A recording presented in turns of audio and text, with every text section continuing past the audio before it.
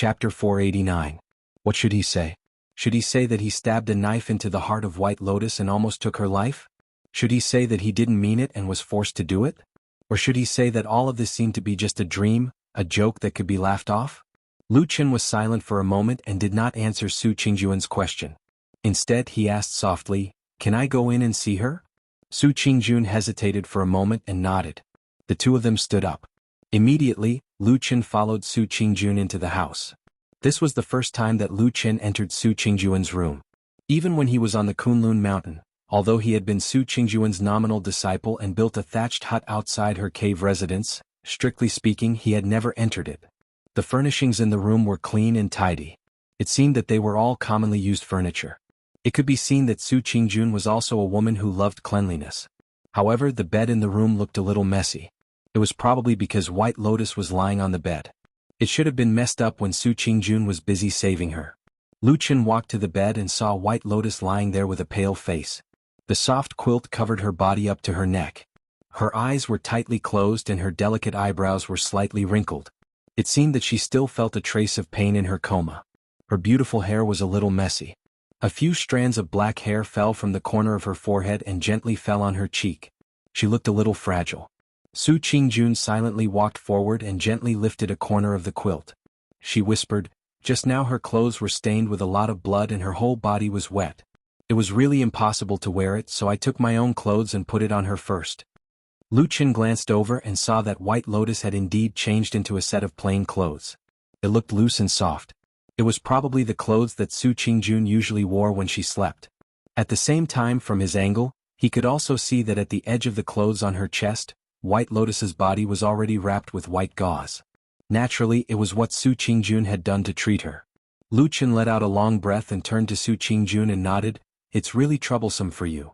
Su Qingjun faintly said, "After all, younger sister Bai and I are from the same sect.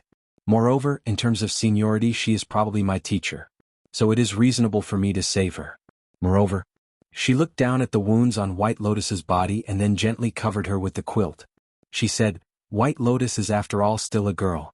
It is indeed inappropriate for a man like you to treat her."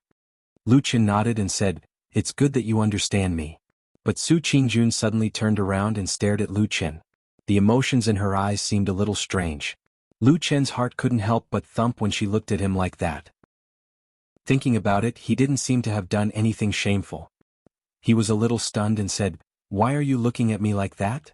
Su Qingjun stared at him for a moment. For some reason her cheeks first blushed slightly.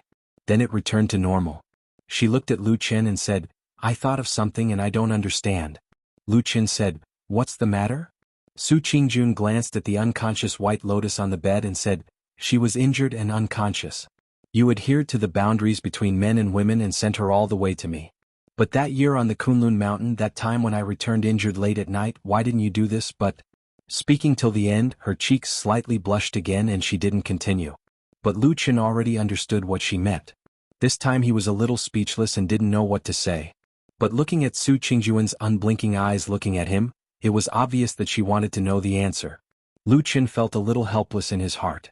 After hesitating for a moment he still sighed and said, "That year's matter, actually at that time when you went out you more or less violated the curfew of the Kunlun party. This matter can't be publicized and I also didn't dare to alarm others." Hearing Lu Chen's words, Su Qingjun nodded slightly. Indeed, when she left the mountain that time, she violated the Kunlun's ban for her family, so it was not suitable to be publicized. But when she heard the last two words, and saw that Lu Chen wanted to say something, she couldn't help but ask again, "And what?"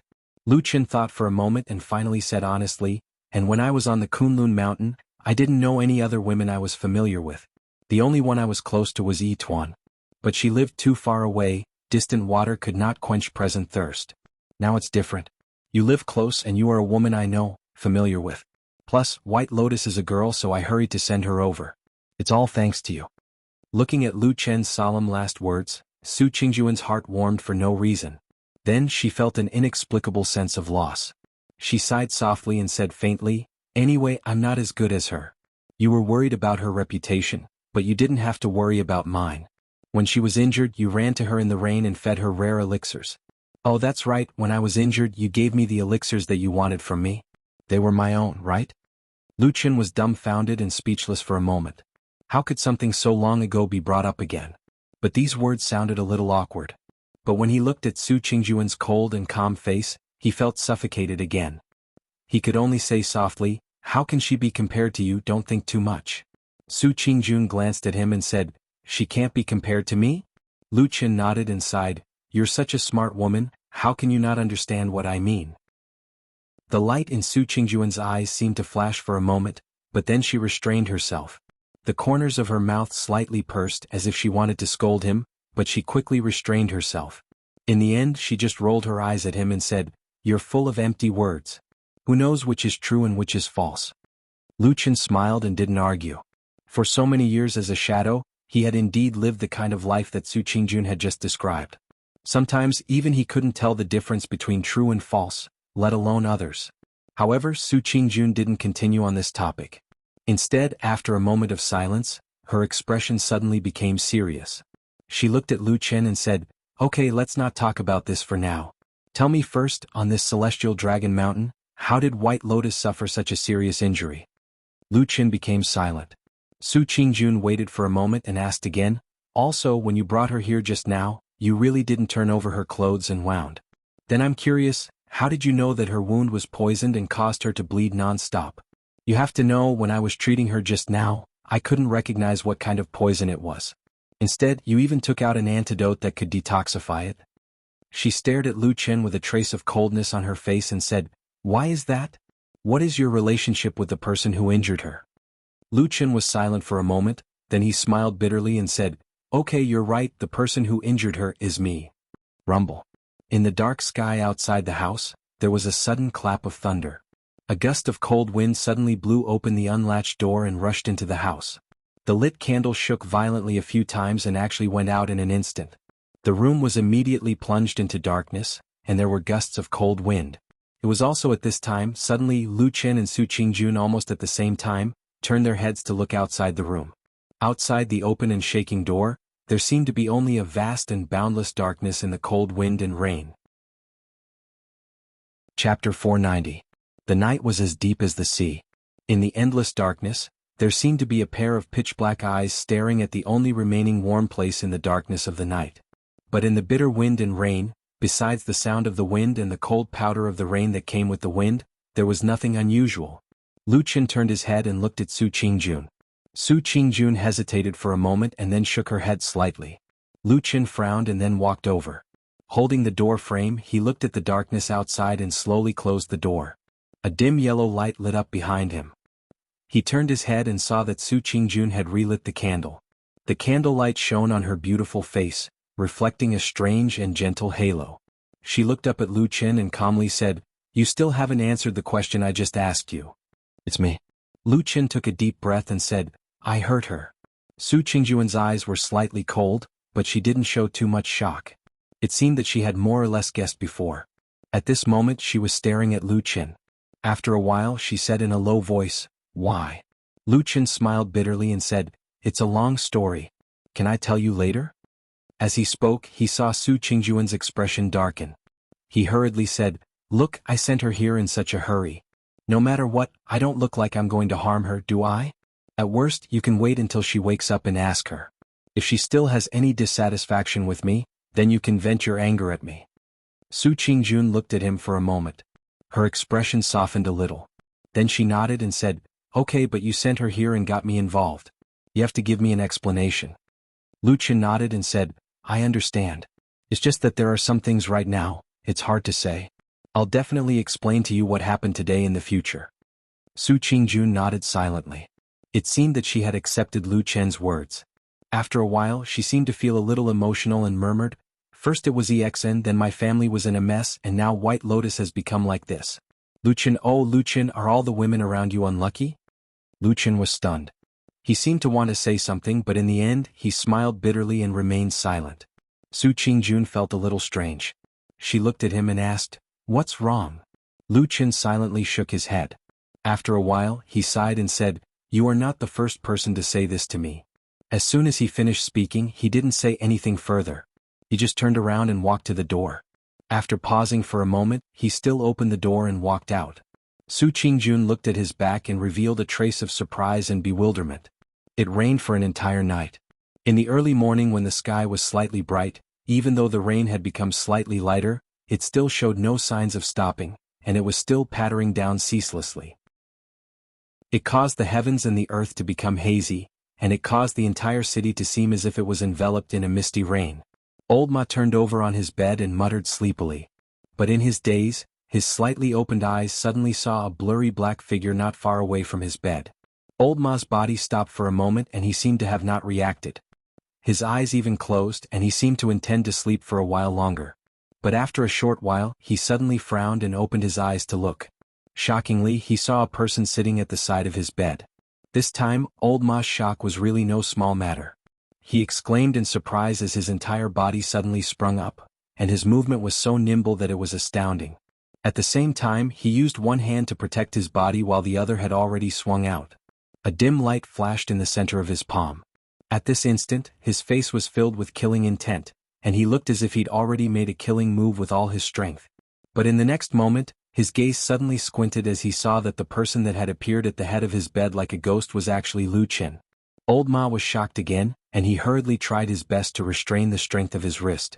But under the situation where he used too much strength, his fat body staggered and immediately fell off the bed with a plop.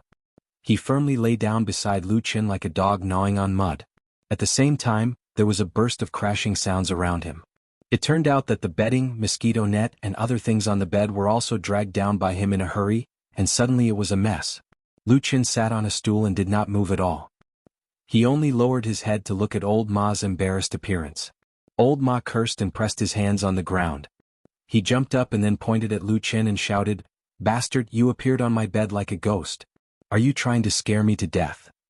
Lu Qin looked up and down at Old Ma and said, "You're so energetic, nothing will happen to you. Get lost."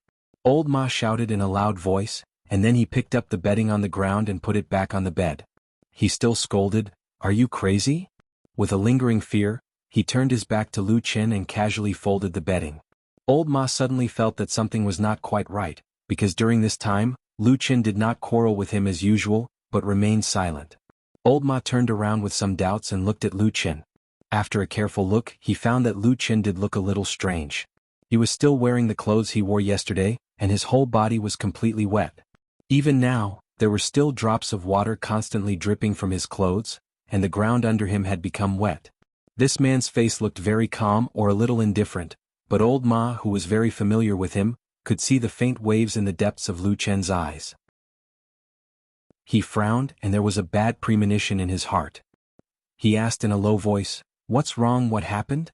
Lu Qin slightly lowered his head and after a moment of silence he said, "Old Ma, I think that damn Baldy, he may really be a madman." Old Ma coughed, sat down on the bed behind him and frowned, "Don't talk nonsense to me so early in the morning. Can you make this kind of joke?" Lu Qin glanced at him and said, "I'm not joking."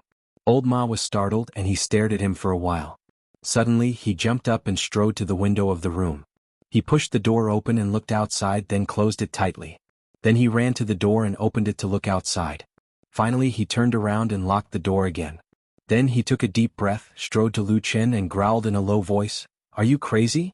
You came to my bed early in the morning to say this?" Lu Qin said, "I'm not crazy, he's the one who's crazy." Old Ma said, "What's wrong with Perfected Immortal?" Lu Qin said, "He forced me to kill White Lotus." Old Ma shouted without hesitation, "What's so strange about that? If it were me, I would have already killed that woman. I asked you to do it, but it was just to test you. What's wrong with that?" Lu Qin was stunned. He looked up at Old Ma and the room suddenly became quiet. The two looked at each other. After a while, Lu Qin said in a low voice, "Do you think so too?" Old Ma sneered and said, "The person who should be asking is you. Since when did you not think so?" Chapter 491. Lu Qin looked at Old Ma and Old Ma stared at Lu Qin. After a long time, the morning light outside the window brightened, and the pitter-patter of the wind and rain sounded incessantly. Lu Qin finally turned his gaze away. "When did you change? People always change, right? But, is the you after the change good or bad?" Lu Qin didn't know. He was a bit confused. For many years he thought that his will was unwavering. He thought about many things but he never thought that today's scene would happen. After a while he whispered to Old Ma, You're right, it's my problem. If it was me 10 years ago, White Lotus would have been a dead person by now. Old Ma looked at him and thought of what this man had experienced all these years. Suddenly his heart softened. He sighed and patted Lu Chen's shoulder, saying, "Actually, it's not a big deal. You don't have to worry." Lu Chen was silent for a moment and suddenly said, "Damn Baldy, he doesn't believe me? So he deliberately used this kind of method to test me?" Old Ma rolled his eyes, saying, "What are you talking about? Do you have a deep friendship with White Lotus?" "No, I don't think so. If you ask me, even if Lord Jinjuan is worried about you and wants to test you, it's more reliable to find that sleepy and gluttonous black dog than to use White Lotus, right? Or is there a secret between you and her that I don't know?" Seeing Old Ma looking at him with a strange expression, Lu Chen immediately shook his head and said angrily, "Don't talk nonsense. My relationship with White Lotus can't be cleaner. You know it from the beginning to the end. There's no secret." Old Ma nodded and said thoughtfully, "What you said is somewhat reasonable." Lu Chen glared at him, stood up and walked to the window. He opened the window and stretched his body a few times, and his expression gradually calmed down. Although he looked calm on the outside, his heart was in turmoil. There was almost no one in this world who understood perfected Lord Tianlan better than him. In fact, even he himself did not dare to say that he completely understood his master. Most of the time, this high and mighty soul formation perfected cultivator was like a god, mysterious and unapproachable. Now that I think about it, there seems to be something strange last night.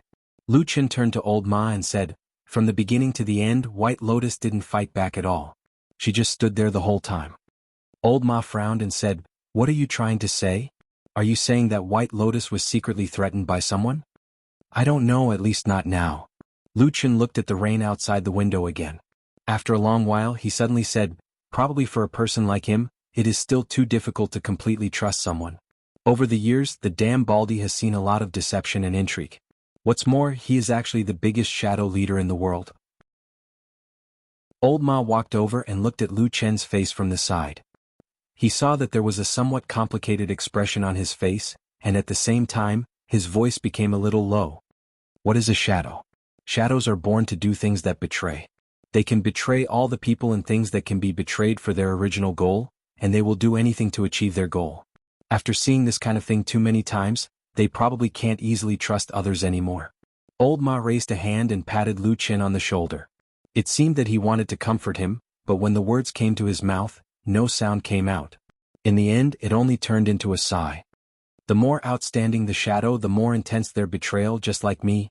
You are different." Old Ma immediately interrupted Lu Chen's words and said in a low voice, "Even if outsiders don't know about your achievements, Lord Immortal will definitely remember it. He has always treated you differently from others. Otherwise, he wouldn't have accepted you as his disciple with such great fanfare and announced it to the world." Lu Chen nodded, smiled and said, "You're probably right. But if it were you, even if you view me in a different light, every time you see me, wouldn't you think that this disciple of yours once killed the master who doted on him the most and betrayed the sect that nurtured him with everything it had? Could he be thinking that this disciple of his might be a fickle person?" Old Ma said with a bitter smile, "Don't say that. Otherwise, no matter what, you won't be standing here. Anyway, believe me, Lord Immortal is still willing to trust you. At most, he just wants to arrange things carefully and test you more. You have to know that the old man has such a huge foundation in this life. If he can't find a completely trustworthy disciple, how can he pass on everything to you?" Old Ma's palm pressed on his shoulder tightened and he whispered, "Listen to me, Lu Chen. Don't be too anxious. Lord Immortal really doesn't have any bad intentions towards you." Lu Chen glanced at him and Old Ma looked at him calmly. After a while, the expression on Lu Chen's face also relaxed. He nodded slowly and then said, "I know." Old Ma breathed a sigh of relief, and the tense expression on his face also relaxed a lot. However, with his chubby face he turned around and muttered at the same time, "It's so early in the morning. Only you have so many things to do. By the way, yesterday I also asked about some clues about that matter. In fact, but I still feel a little strange." Lu Chen suddenly said, "Forget about the damn Baldy. After hearing what you said just now, I also let it go. But if last night was a test for me, why was it White Lotus?" Old Ma's expression slightly changed and he said, "What do you mean?" Lu Chen glanced at him and said, "You just said that if he really wanted to see whether I was completely obedient to him, it would be more useful to use Atsu to threaten me than White Lotus. But he just wanted to use White Lotus." Speaking of this, Luchin paused and then whispered, "It seems to me that the damn Baldy thinks that if I make up my mind to kill White Lotus, I can prove all my innocence, and he will completely trust me in the future. But I have nothing to do with White Lotus. What secret does this woman, White Lotus, have on Earth? Why does the damn Baldy think that she is so important to me, even more than all the people around me?" He slowly raised his head and looked at Old Ma, his eyes full of doubts. Old Ma also had some doubts on his face, but then he shook his head and said, "Don't look at me like that. I'm not a person who knows everything. About White Lotus, in fact, when we were in Kunlun Mountain, I have already helped you investigate once. I have told you everything I know. She is a person from a distant branch of the Bai family. Because of her natural talent, she was accepted as a disciple of Hakushin Jinkuan. She has nothing to do with you at all." Lu Chen was silent for a long time and finally sighed. He could not think of a reason. After shaking his head, he temporarily gave up on this confusing mystery. Then, as if he thought of something, he frowned at Old Ma and said, "By the way, you just said that you have found something to tell me?" Chapter 492. Old Ma was stunned for a moment, then he nodded and said, "Yes, I wanted to talk to you last night but I couldn't find you. After I came back I waited for you for a long time but you didn't come back." Lu Chen said, "I was in Kunlun at that time." "What's the matter?" Old Ma said, "It's about the woman named Song Hui." Lu Chen's expression changed and said, "What did you find? When I asked you about this a few days ago, didn't you say that no one in the Grand Chancellor still remembers this woman?" Old Ma grunted and said, "It's true that the Dezayuan is like this, but yesterday I asked someone to find an old man who used to work in the Dezayuan. Now he's old and has nothing to do. He lives in the Immortal City, and there's no one to take care of him. He's living in poverty. I went to find him and gave him some money. He was very happy so he said a few more words." Lu Chen frowned and said, "What did he say?" Old Ma said, "He said that he did remember that there was such a young woman in the Grand Chancellor, but because Song Hui didn't work in the Grand Chancellor for long, she had an accident on a business trip. In addition, this woman didn't come from a famous sect, nor did she have a famous family background, so she was quickly forgotten. As for him, he also felt that this woman died a little pitiful, and her life experience was a little similar to his, so he kept a little impression." Lu Chen nodded and said, "What does he remember about Song Hui?" Old Ma pondered for a moment and said, "In fact, it's what I said before. She came from an ordinary small sect and entered Zhengxianming by chance, but she didn't have much success. She was just an ordinary person. Of course, maybe there will be other developments in the future, but unfortunately she passed away too early so there's almost nothing left." This sounded a little depressing, but Lu Chen's eyes suddenly lit up and said, "Wait a minute, do you mean you know the name of that small sect?" Old Ma smiled and said with a slightly proud expression, "I've already been there." Lu Chen also said with a smile, "It seems that the sword is not old. Not bad." Old Ma looked calm and said, "That sect is called Flying Goose Sect. It occupies a few rooms in the Celestial City. Once it is connected it will be the headquarters. There are only about a dozen people in total. Moreover, their cultivation of Dao techniques and whatnot seems to be mediocre." Lu Chen nodded. There were countless cultivators in the vast land of the Divine Prefecture, and the number of cultivation sects were as many as the hairs on an ox. Apart from those famous sects with a long history and great influence, small sects like this were actually extremely common and not strange. Therefore he quickly asked, "Who did you go to? Did you get any information?" For some reason Old Ma sighed softly at this time. After a while he said, "I went to ask, but it seems that all the cultivators in the Fian sect are young. They just joined the sect in the past 10 years so they don't know Song Hui. In the end, the head is the oldest so I have some impression of her." Lu Chen was silent for a moment and said with some emotion, "Life seems to be like a dragonfly skimming the surface of the water. There are only a few waves but no one can remember." Old Ma glanced at him and said, "Most people in the world are like this." Lu Chen smiled bitterly and waved his hand to signal Old Ma to continue. Old Ma said, "The head said that when Song Hui was accepted into the sect, he took a fancy to her aptitude. But in fact, when Song Hui joined the sect, she was already a little old. If she was slow in building her foundation, her future achievements would not be too high. But she is a small sect so they really don't care so much so they took her in." The head said that when Song Hui was accepted as a disciple, her parents had already passed away. Her own life was also difficult, so Song Hui was very happy to be accepted into the Fian sect. Later on she was also very respectful to the head. She could be regarded as a favorite disciple of the head, So he still remembers her after so many years. Lu Qin frowned and said, "What about the others? Nothing else? Isn't it the same as what the person in the Dazai yard said?" Old Ma shrugged and said, "Song Hui was originally an ordinary woman. What else do you want? Oh, by the way." Old Ma suddenly seemed to think of something and said, "The head mentioned another thing. He said that Song Hui had a younger sister and she was very young. The age difference was almost 10 or 20 years. Lu Qin raised his eyebrows and said with a slightly solemn expression, "She had a younger sister? Where is she now? What is her name?" Old Ma sighed and said with a bit of pity on his face, "I don't know. I heard from the head that after Song Hui died in an accident, her younger sister, who was only 4 years old, suddenly disappeared and there was no news of her since then. No matter what they did, they couldn't find the little girl's whereabouts. At such a young age, she had no relatives. In this difficult and cruel world, she was probably going to die prematurely." As Old Ma thought of this, he also felt a little sorry for the lonely little girl. But when he looked up at Lu Qin again, he was stunned. He saw that Lu Qin had a somewhat complicated expression on his face and seemed to be in a daze. "Hey, what's wrong with you?" Lu Qin was silent for a moment, before he gently exhaled a breath of air. After which, he spoke in a faint voice, "Young and lonely, wandering in the world and then disappearing without a trace. These words seemed to sound somewhat familiar to me." Old Ma was stunned. The rain that had been raining all night finally stopped. The air became fresh and even the blowing wind seemed to carry a bit of moisture. Lu Qin and Old Ma walked up the mountain. At the same time, Lu Qin whispered to Old Ma, "Right now, we still have to focus on hunting down the remnants of the evil cult. As for Song Hui, you don't have to worry about it for now."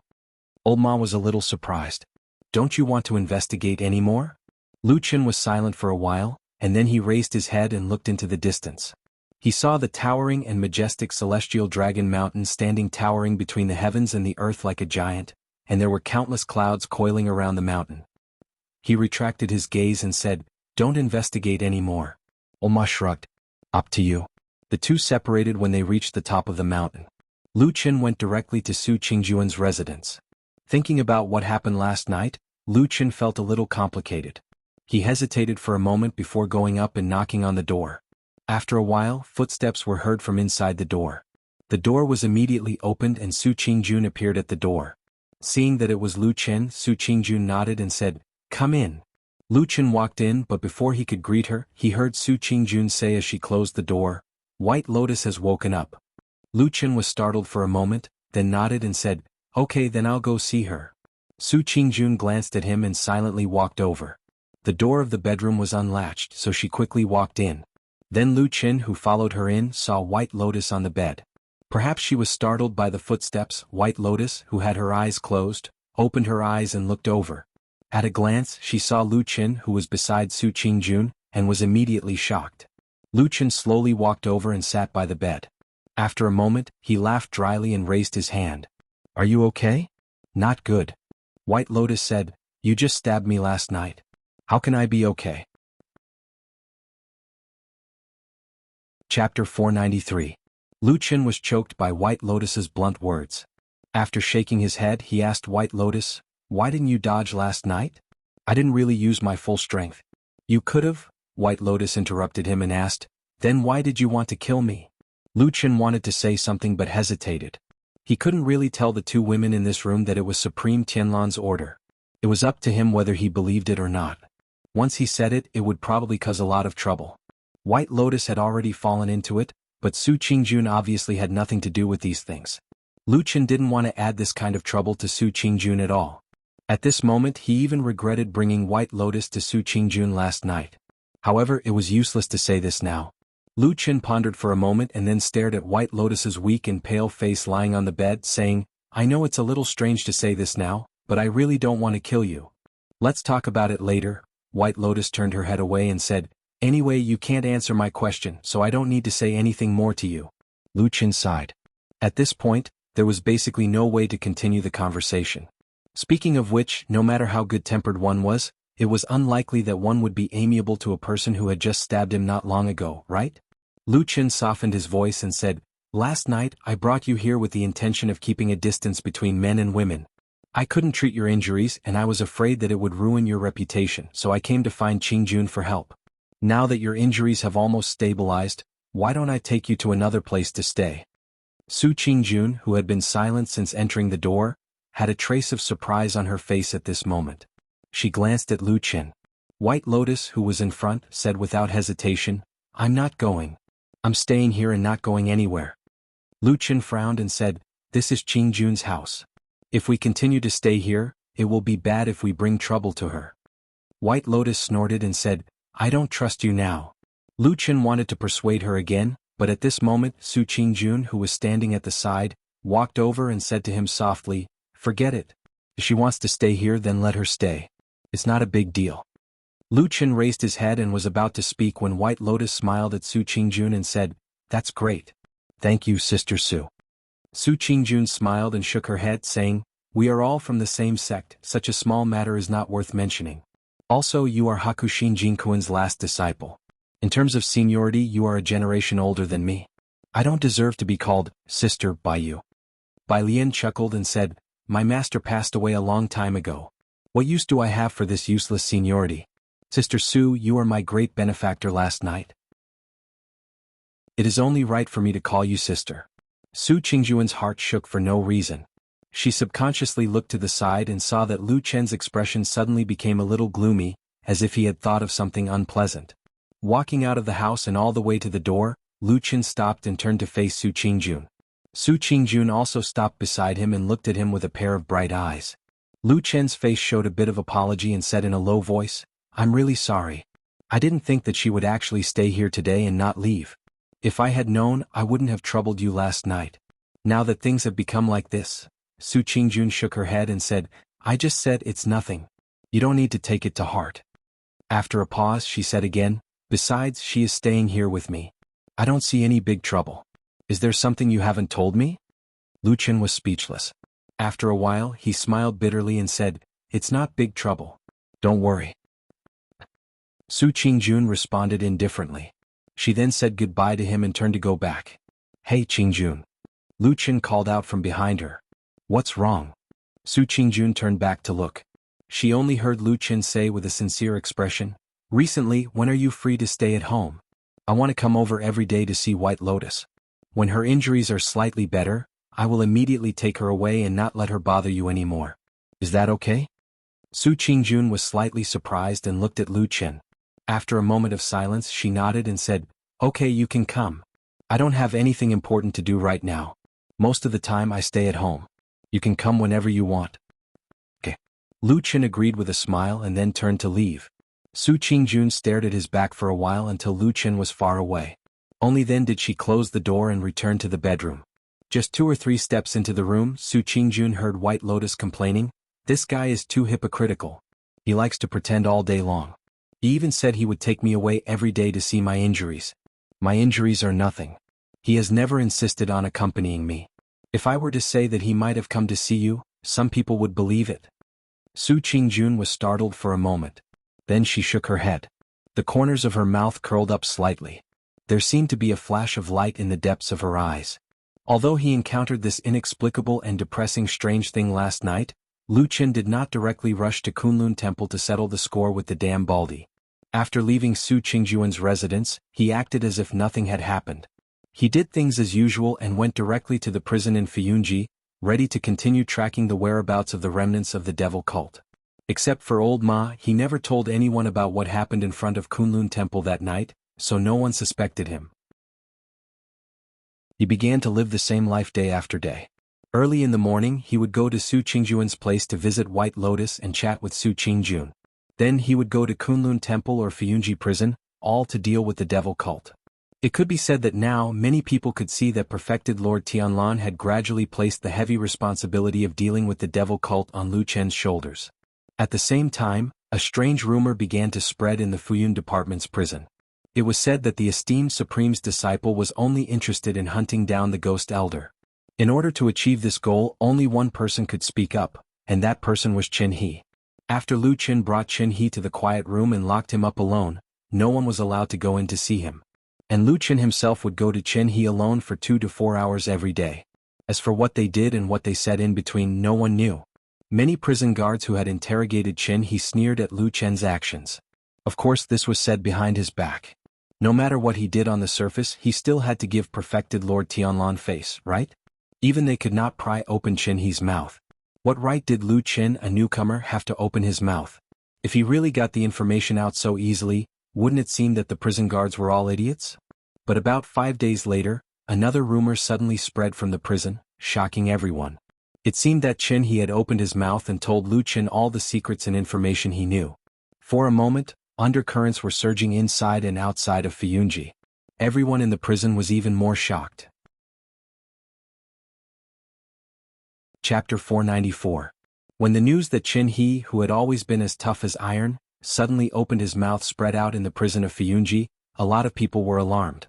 For a moment, there was no telling how many people were paying attention to the prison of Fiyunji both openly and secretly. However, things did not go as many people expected.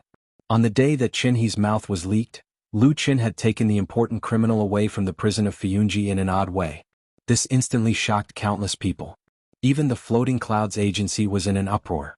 It must be known that although the Floating Clouds Agency was founded by true Lord Tianlan and they had been loyal and devoted to this famous true lord for many years, ever since Lu Qin suddenly ascended to the position and became true Lord Tianlan's only successor and disciple, the relationship between the Floating Clouds Agency, which was led by Shuiying, and this upstart who had ascended to the heavens in a single step was rather subtle.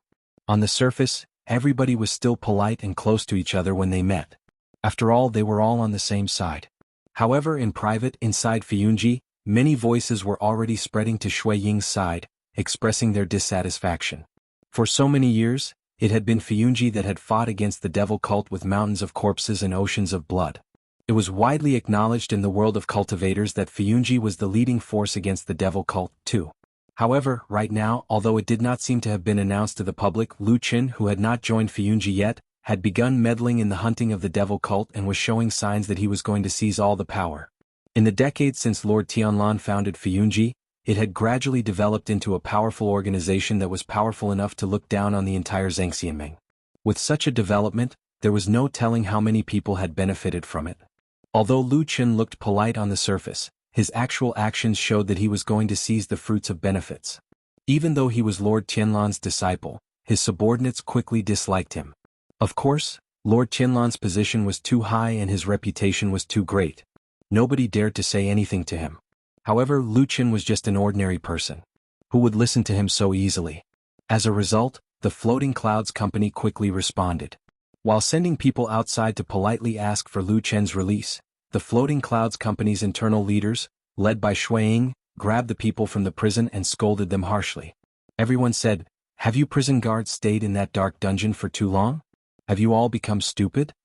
The safest place in the world to imprison the devil cult's evildoers was the prison in Fiyunji. How could they just let him be taken away so easily?" Not to mention that Qin He was probably the only captive who knew the whereabouts of Elder Gue. What if something happened to him if he was taken away? What if the trail was cut off and they could never catch that old tortoise again? Can you idiots who look after the prison bear this responsibility? This series of questions that came like a barrage of bullets frightened the prisoners and guards. One by one they knelt on the ground and complained. Then one of them boldly told the truth. He said that they had tried to stop him that day. How could they dare to let such an important criminal go? If something happened to him, would they still want to live? But what? Shuiying and many other Fiyunji leaders asked in shock and anger. But Lu Qin, that bastard, suddenly took out Lord Tianlan's personal keepsake. And as if he knew that it was not easy to explain, he actually took out a personal order from Lord Tianlan. It clearly stated that the criminal Qin He was to be taken away by Lu Qin. No matter how strong Fiyunji was, no matter how great their influence was, Lord Tianlan was still their sky. No matter what, they could not surpass him. Shuiying and the others looked at each other, then ordered someone to take the personal letter and pass it around. After a while, in the silent and oppressive atmosphere, Shuiying stood up and expressionlessly said, "It is indeed Lord Tianlan's handwriting." Then she turned around and left. Zhangxianming was the most powerful organization in the vast cultivation world of the Divine Continent. There were many experts and countless cultivators. What was interesting was that in such a powerful alliance, it was like a wall with holes in all directions. There were almost no secrets that could be kept. What happened in Fiyunji spread very quickly. Of course, this kind of thing was not particularly open to the public. Some people with hidden power and great abilities naturally knew about it. As for many people who were not powerful enough, they did not know about it. In the news that spread, there were some vivid descriptions that made people feel as if they were there. In particular, the Fuyunji leaders who held high positions, especially the group of old ministers and old confidants led by Shuang, made people feel that there was a gap and conflict between these powerful people and Sky Shadow, who was very likely to inherit Lord Tianlan's huge foundation in the future. In the past few decades, this was the first time that something like this had happened under Lord Tianlan, who was at the peak of his power. After Lu Qin took Qin He out of Fuyunji's prison, of course he did not just find a random place to lock him up. In fact, the people in Fuyunji claimed that this prison was the safest place in the world to lock up the remnants of the devil cult. This was also one of the reasons why the people in Fuyunji were angry. But soon everyone was speechless. Because according to the news that came, Lu Qin carried Qin He, who was tied up like a dumpling from head to toe, out of Fuyunji's prison, and directly entered the Kunlun Hall. Then the news that came was that he found a sturdy room at the side of the hall and threw Qin He inside. This time the people in Fuyunji looked at each other, speechless for a long time. No matter how tight the security of Fuyunji's prison was, it could not be compared to Lord Tianlan's, could it? If there was a safer place in the world than Fuyunji's prison to lock up the devil cult's prisoners, it would probably be beside Lord Tianlan. In short, although Lu Chen's action made many people dissatisfied, in the end, no one could say anything, so the criticism gradually subsided. And in the midst of this uproar, Lord Tianlan did not say a word from beginning to end, as if he did not know what was happening below. It was not until the third day after Qin He was caught and brought to the Kunlun Hall that Lord Tianlan called Lu Qin over and asked him, "I say, you've made such a big commotion, why don't you go and arrest him?" Lu Qin asked, "Arrest who?"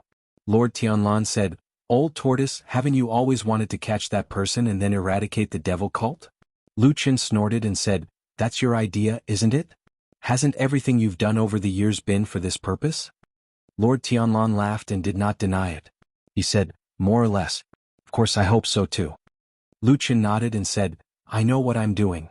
Don't worry, I won't let you down." Lord Tianlan stared at him for a moment, then slowly nodded and said, "Okay." With that he turned around and walked away.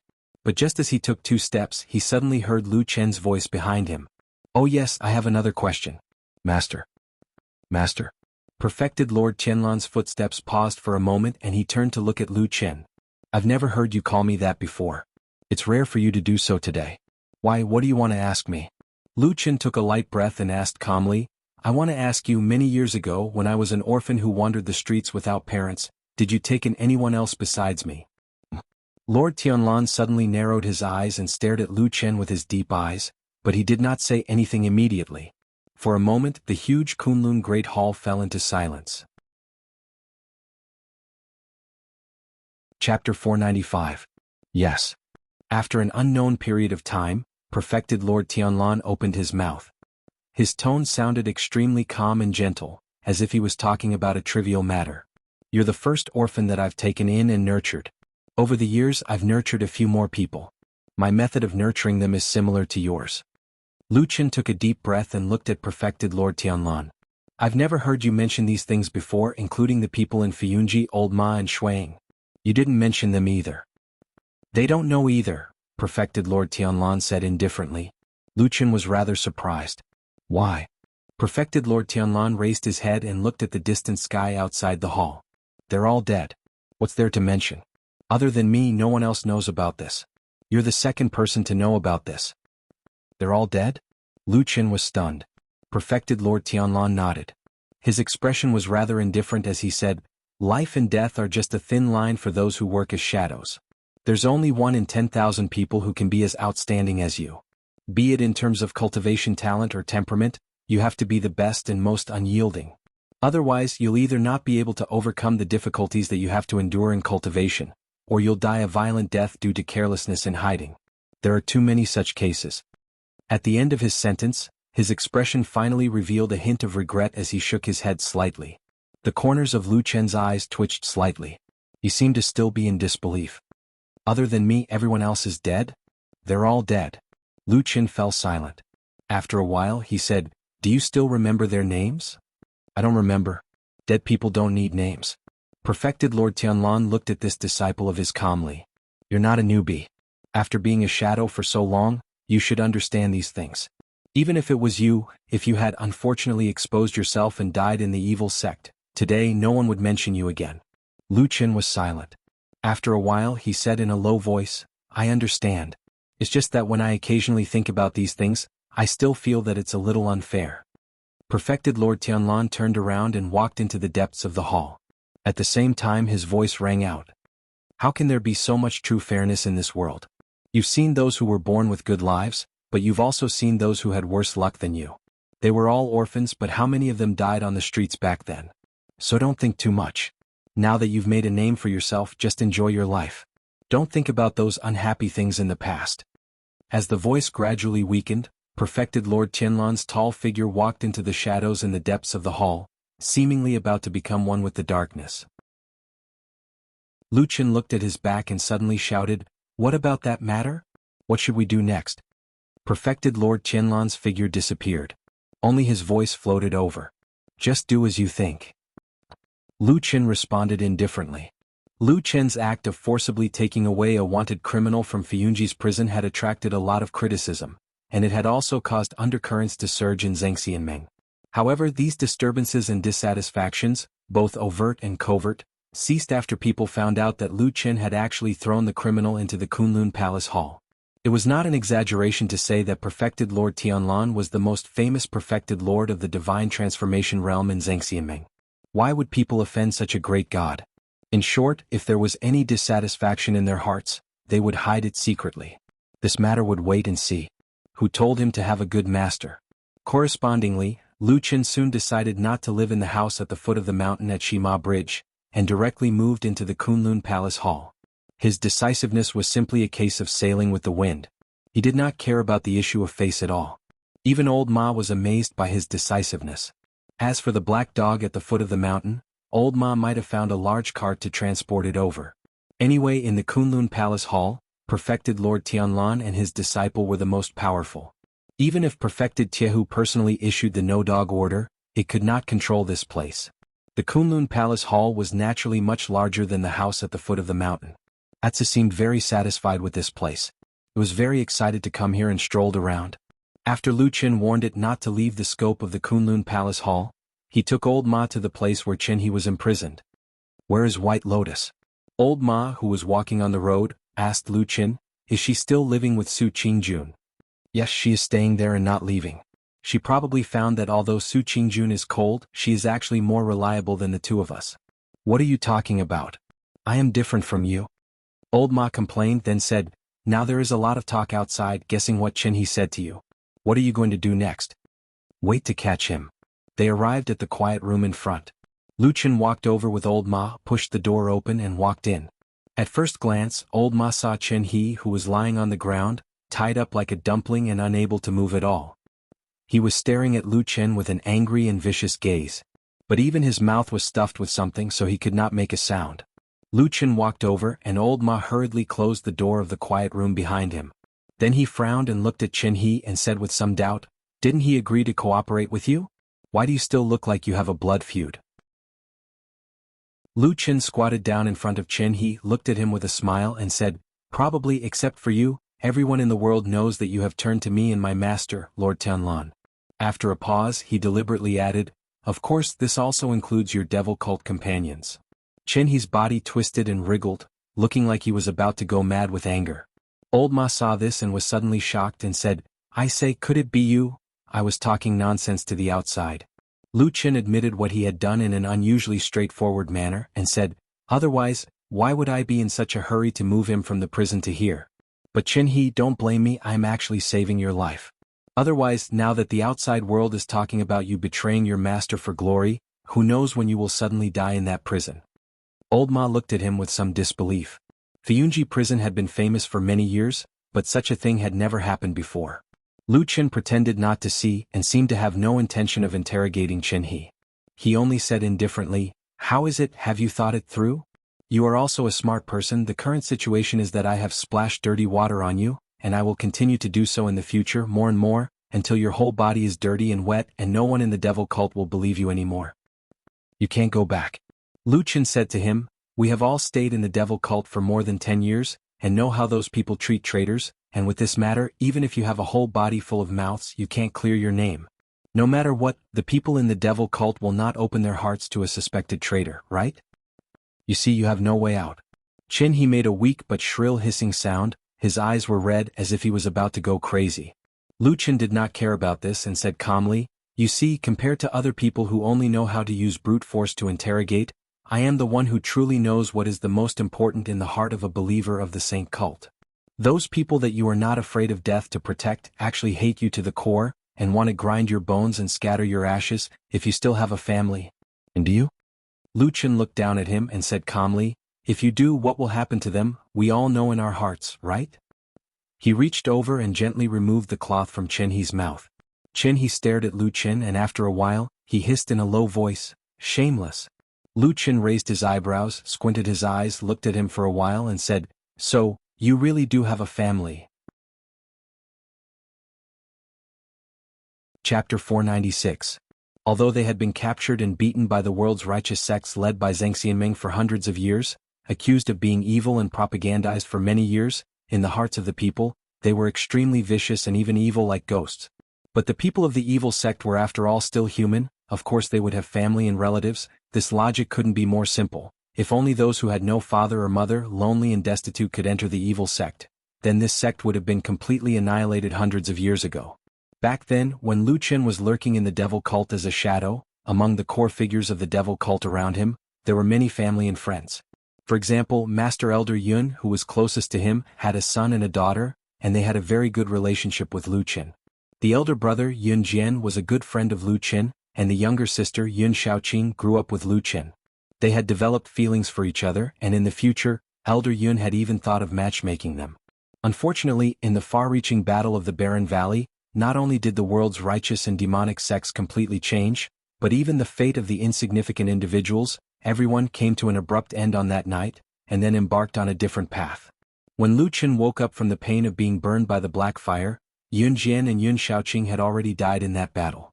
In the chaos, even their corpses could not be found, and from then on, everyone was separated from each other. "Hey!" A voice suddenly sounded in his ear, and at the same time, someone pushed his shoulder. Lu Qin was shocked and turned to look, only to see old Ma frowning at him, a puzzled look on his face, and asked, "What's wrong with you?" Lu Qin was silent for a moment, then shook his head and said, "Nothing." Throwing the past memories from his mind, Lu Qin took a deep breath. The past was over, there was no medicine for regret in this world. "Do you know why I brought you here from the dungeon?" Lu Qin looked at Chen He and said, "That prison was full of people from the devil cult. If I didn't take precautions, I was really afraid that you would die inexplicably at any time." Chen He stared at him angrily, but had no intention of refuting his words. Lu Qin said calmly, "We are all smart people, it's better to lay things out. Your performance in the devil cult is much better than the real fanatics I saw back then. You shouldn't be someone who is willing to give up everything for those illusory gods. Then what's left is nothing more than seeking fame and fortune, as well as the well-being of your family." Lu Qin smiled, looked at him and said, "But you have nothing now. You're locked up here and tortured day and night. You can't even beg for death. What benefits do you have?" So, it was for the sake of a loyal reputation that would be immortalized for generations to come. But look, it's all gone now. The reputation that you valued has been smeared by me. Also, how do the people in the devil cult treat traitors? Let me think about it. I'll definitely be hunted to death. You see, I hid for more than 10 years back then. In addition, if you have a family, of course you will vent your anger. You are an old man, don't tell me you don't know these things? Chen He's face slowly contorted. He clenched his teeth and stared at Lu Qin with his eyes wide open. A thin trail of blood slowly flowed from the corner of his mouth, as if he had bitten through his lips. Old Ma frowned at the side. He seemed to be a little uncomfortable with Lu Qin's tone of voice. However, Lu Qin did not seem to have any intention of letting Chen He off. As if he was talking about something that could not be more normal, he said, "If I remember correctly, in the devil cult, when dealing with the family members of traitors, the higher the position, the more ruthless they are. Even the elderly and children are not spared. Exterminating the whole family is also common. If there are some lunatics among those who go, then those family members will suffer even more, especially some women and children." He gently exhaled, looked at Chen He and said, "You know, I am not threatening you, I am speaking the truth." Chen He was silent, the muscles on his face contorted. After a while, he suddenly said in a hoarse voice, Your actions, what's the difference between you and the evil people of the devil cult? No, you're even more vicious than us. Lu Qin raised his head, his expression a little strange. But after a while he was heard saying, I'm different from you. But what exactly was different he did not say. Rely on me. Lu Qin said to Chen He, you are now at the end of the road, there's no way out. Even if you'd rather die than submit, after you die, you won't get the reputation you want, instead you'll harm your friends and family. Why bother? Look at me, I have the most powerful Zhengxianmeng in the world, the most powerful demigod, and I'm his only disciple. If you rely on me you'll be able to walk under the sun, all kinds of benefits, reputation, resources, you'll have it all. Everything that the devil cult can't give you, I'll give it to you easily. Not to mention you can also save your friends and family from disaster. Lu Chen's tone from the beginning to the end was gentle and calm, his words patient and pleasant to listen to. It looked like he always convinced people with reason. But for some reason the other two people in the room, when they looked at Lu Qin, felt a faint chill in their hearts. It gave people the feeling that they were looking at a gentle but terrifying devil, slowly dragging people into hell with a smile. How is it? Lu Qin said to Chen He, I've placed all the results of this matter in front of you. If you still don't wake up, then you can go to hell. Chen He's expression changed, he gritted his teeth, and after a while he shouted hoarsely, Why should I believe you? Old Ma, who was standing at the side, sighed in his heart and looked away. He knew that this tough man who had once withstood torture, could not hold on at this moment. Lu Qin smiled, then reached out to untie the rope on Chen He's body, at the same time said gently, It's okay, you can discuss these things with me, just tell me what I need to do to make you believe me. When Lu Qin and Old Ma came out of the room and walked to the door of the Kunlun Hall, they found that it was almost dark. They had actually stayed there for a whole day. Looking at the beautiful sunset in the distance, Lu Qin was in a daze, while Old Ma sighed and said, Congratulations. Lu Qin said lightly, What's there to congratulate? It's just a rope in a person who has no way to go. Old Ma smiled, thinking that if this matter was really so simple, there were not many people in the world who could do it. Old Ma. Lu Qin suddenly called him. What's wrong? Old Ma said. Lu Qin said, After a long time I sometimes feel a little scared. Some people and things in the past I thought I could remember them forever, but now, in a flash of 10 years, I find that I seem to have begun to forget. Old Ma's heart moved and he said, What have you forgotten? Oh, and what things? Lu Qin shook his head, his face a little blank. After a moment he said, You go back first, I'll wait here for my master to come back, it's time to discuss the last thing with him. Chapter 497. In the dark and humid night, a cold wind blew past. Unbeknownst to him it started to rain again. The rain hit the eaves and flowed down, gradually forming a transparent wall of water hanging on the eaves. The water droplets floated down in the dark and dripped on the ground, making a low and sweet sound. Sister Sue? In the originally dark and quiet room, there was suddenly a call. With some caution, it floated over from the bed. It was White Lotus's voice.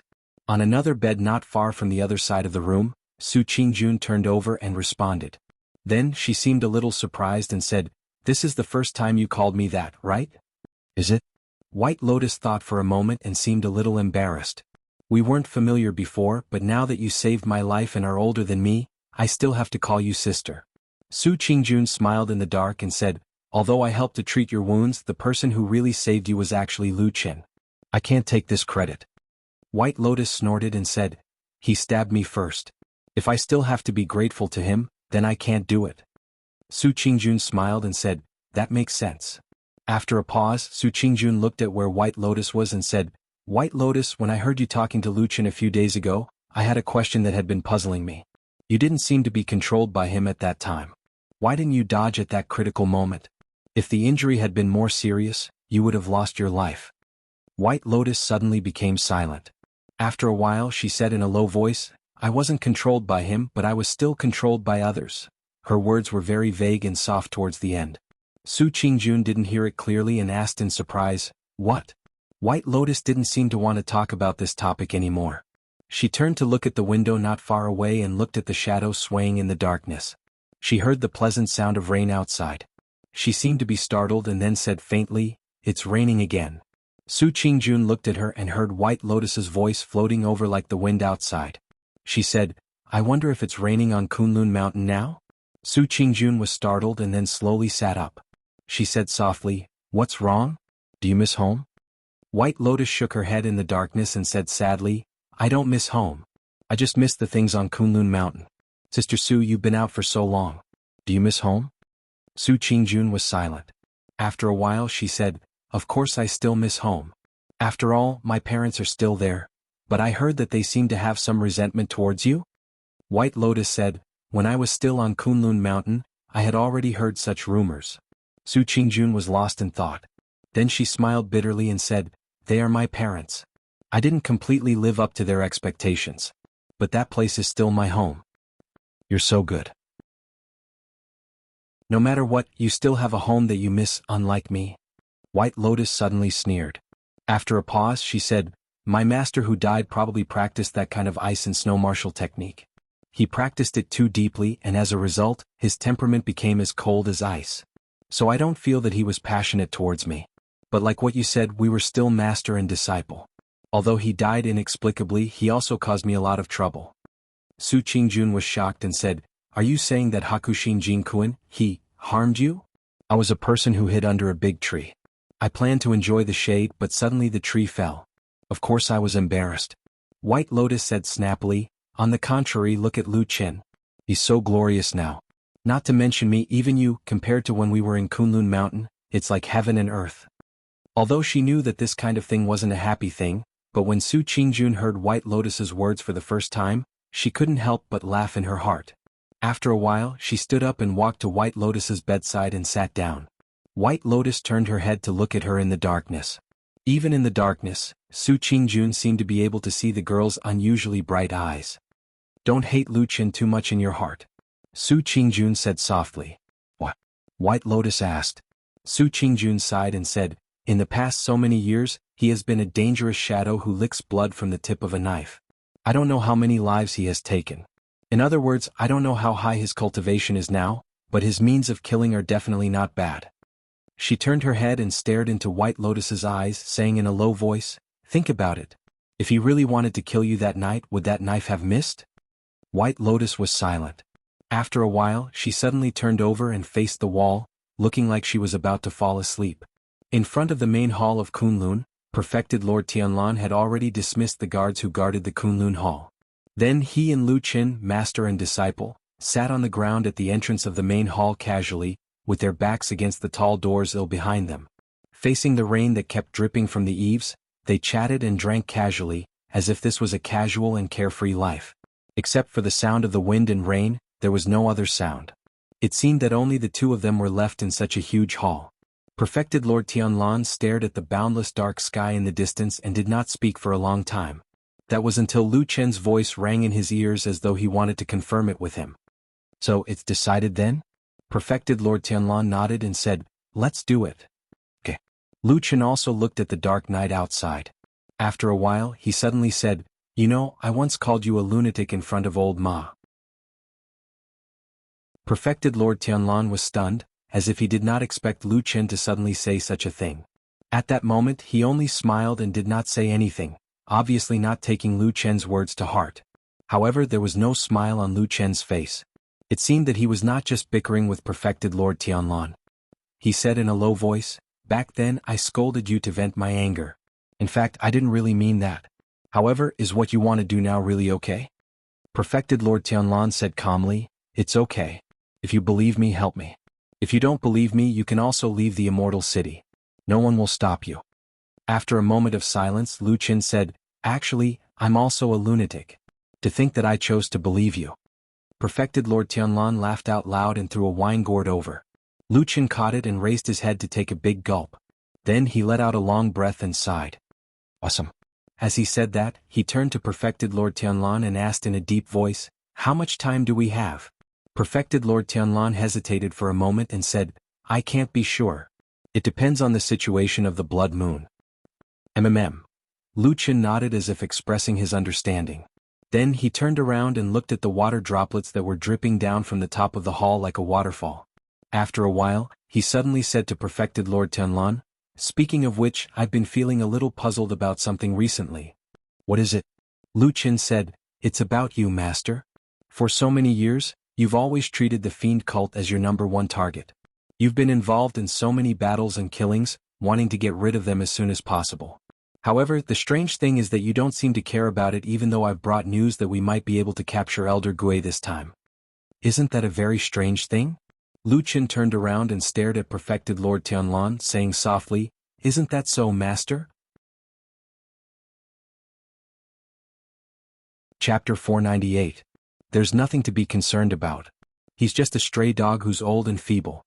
Apart from barking a few times, he can't do much in the current situation. Perfected Lord Tianlan's expression did not change as he said indifferently, "If we can catch him, we'll eliminate him. If we can't, he won't be able to do much anyway. Why should we care about him?" Lu Qin did not say anything else. He just turned his head silently and looked at the boundless night outside. Then he raised his head and drank. Although perfected Lord Tianlan's words to Lu Qin were very calm and relaxed, he was the boss. He could say whatever he wanted. If his subordinates also had the same attitude, then there must be something wrong with their brains. Of course, Lu Qin's brain was not damaged. Therefore, he very wisely pretended that he had not heard perfected Lord Tianlan's words. He did not neglect any of the arrangements and preparations that should be made. He had been forced into a dead end. In the end, he still lowered his head in the face of reality. He was originally a person who was not even afraid of death. In the end, he found that he could not bear to die with a stain on his name. Not to mention that his family might even be tortured and killed by his fellows from the devil cult whom he had risked his life to protect. Since that was the case, what was the point of persevering and dying? Therefore, it was better to change his way of living. At this point in life there was no turning back. There was only one path in front of him. Just thinking about it made him feel a little sad. Since there was such a gap in his mind, the remaining desires quickly broke through all his defenses like floodwaters. His past perseverance seemed to be worthless at this moment. However, before he completely defected, he only had one last insistence and request for Lu Qin. He wanted to see his family. Lu Qin agreed. Of course, this matter could not be separated from the all-powerful Fiyunji. Lu Qin directly found Shuang. These two were now the most powerful nobles under perfected Lord Tianlan. Regardless of whether their previous relationship was a little delicate, after Lu Qin explained the situation to her, Shuang immediately agreed and began to act without hesitation. He's family was not settled in the most flourishing immortal city in the world. Even though there were many people here and it was as vast as the ocean, the True Immortal Alliance and the Floating Clouds Agency, which had a deep foundation, might really be searching for a needle in a haystack in this huge city. Therefore, He's family was settled in a small city 300 miles north of the immortal city. When He made this request to Lu Qin, it was during the day. That night, a group of Fiyunji elites arrived at the small city called Hohat. This group was personally appointed by Shuang, but the leadership was given to Lu Qin. No matter how you looked at it, this seemed to be a tactful expression of goodwill from Shuang. Moreover, other than the 10 Fiyunji people, there were 3 more people in the group. They were all experts that the Kunlun party had recently dispatched. Could be seen that Shuang seemed to be slowly integrating these new forces. However, he did not know if it was a coincidence, but among these 3 people, Lu Qin knew 2 of them. One was Su Qingjun, the other was He Yi, and the last person was a complete stranger to him. Her name was Kai Jingyi, and she was also a Kunlun party expert who had cultivated to the Jindan realm. Including Lu Qin, this group had a total of 14 people, but only Lu Qin knew the final destination. In reality, even in Fiyunji there might be a few people who knew about tonight's operation, but the only one who knew the final goal was Shuang. Lu Qin led the group along the way. Although he did not say the final goal, everyone understood that this was an extremely important matter, so no one asked too many questions. However, on the way, Lu Qin's gaze would occasionally sweep over the 2 people he was familiar with. Su Qingjuan's expression was calm, as if there was no emotion on her face. Occasionally, when her gaze met Lu Qin's, she would also nod slightly in acknowledgement. In comparison, He Yi's attitude was very complicated and ambiguous. Basically, he also kept a cold face throughout the journey, but when Lu Qin saw him, his reaction was very different from before.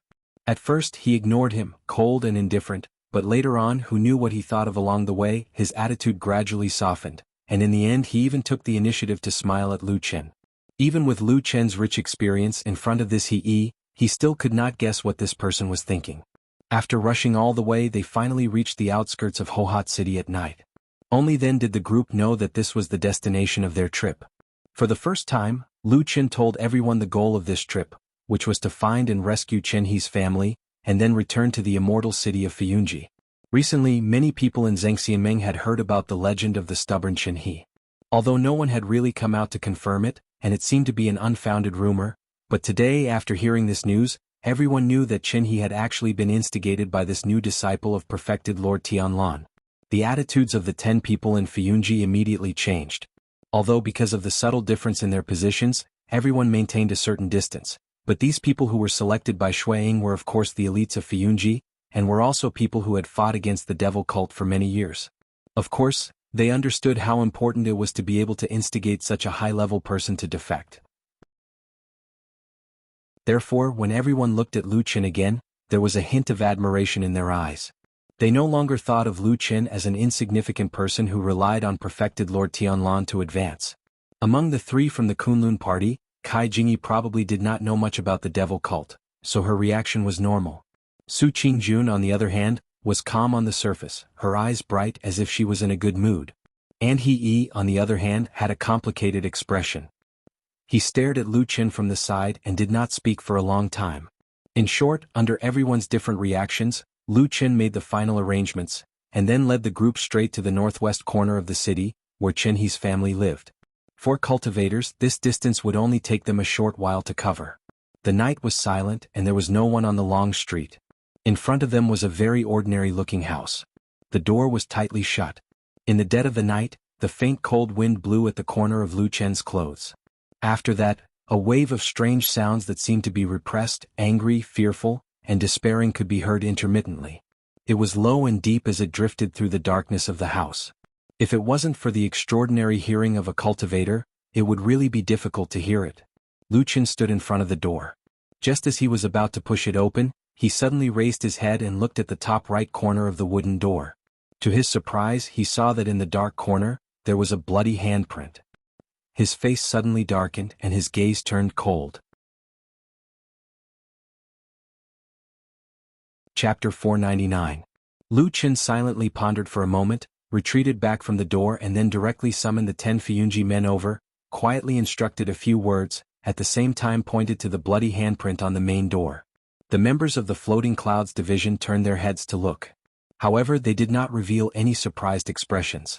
At most, a few of them frowned slightly before nodding their heads in agreement. Following which, the 10 Fuyunji men silently dispersed, started to sweep towards the 4 corners of the house. Looking at their direction, most likely very soon they would be able to surround the house tightly, almost not leaving any gaps. This was a very strange feeling. It looked like there were only 10 of them, but it felt like there were hundreds and thousands of them. Those who were not sent out by Lu Chen were the 3 Kunlun party men. Right now they were still standing behind Lu Chen. Towards Lu Chen's decision, the Fuyunji people did not express any objections. Among the 3 Kunlun people, Su Qingjun and He did not speak, instead that Kai Jingyi quietly spoke, indicating that he could also help. Lu Chen very simply replied to his question, indicated that this kind of encirclement and interception looked simple but was actually not easy. The Fuyunji people were all experienced. Tonight they would be the first to do it. As for the remaining 4 people including himself, of course they would not just stand there and watch just based on their skills. The 4 of them were actually the strongest, therefore directly breaking the door, this kind of crude and simple but at the same time dangerous matter, was left to them.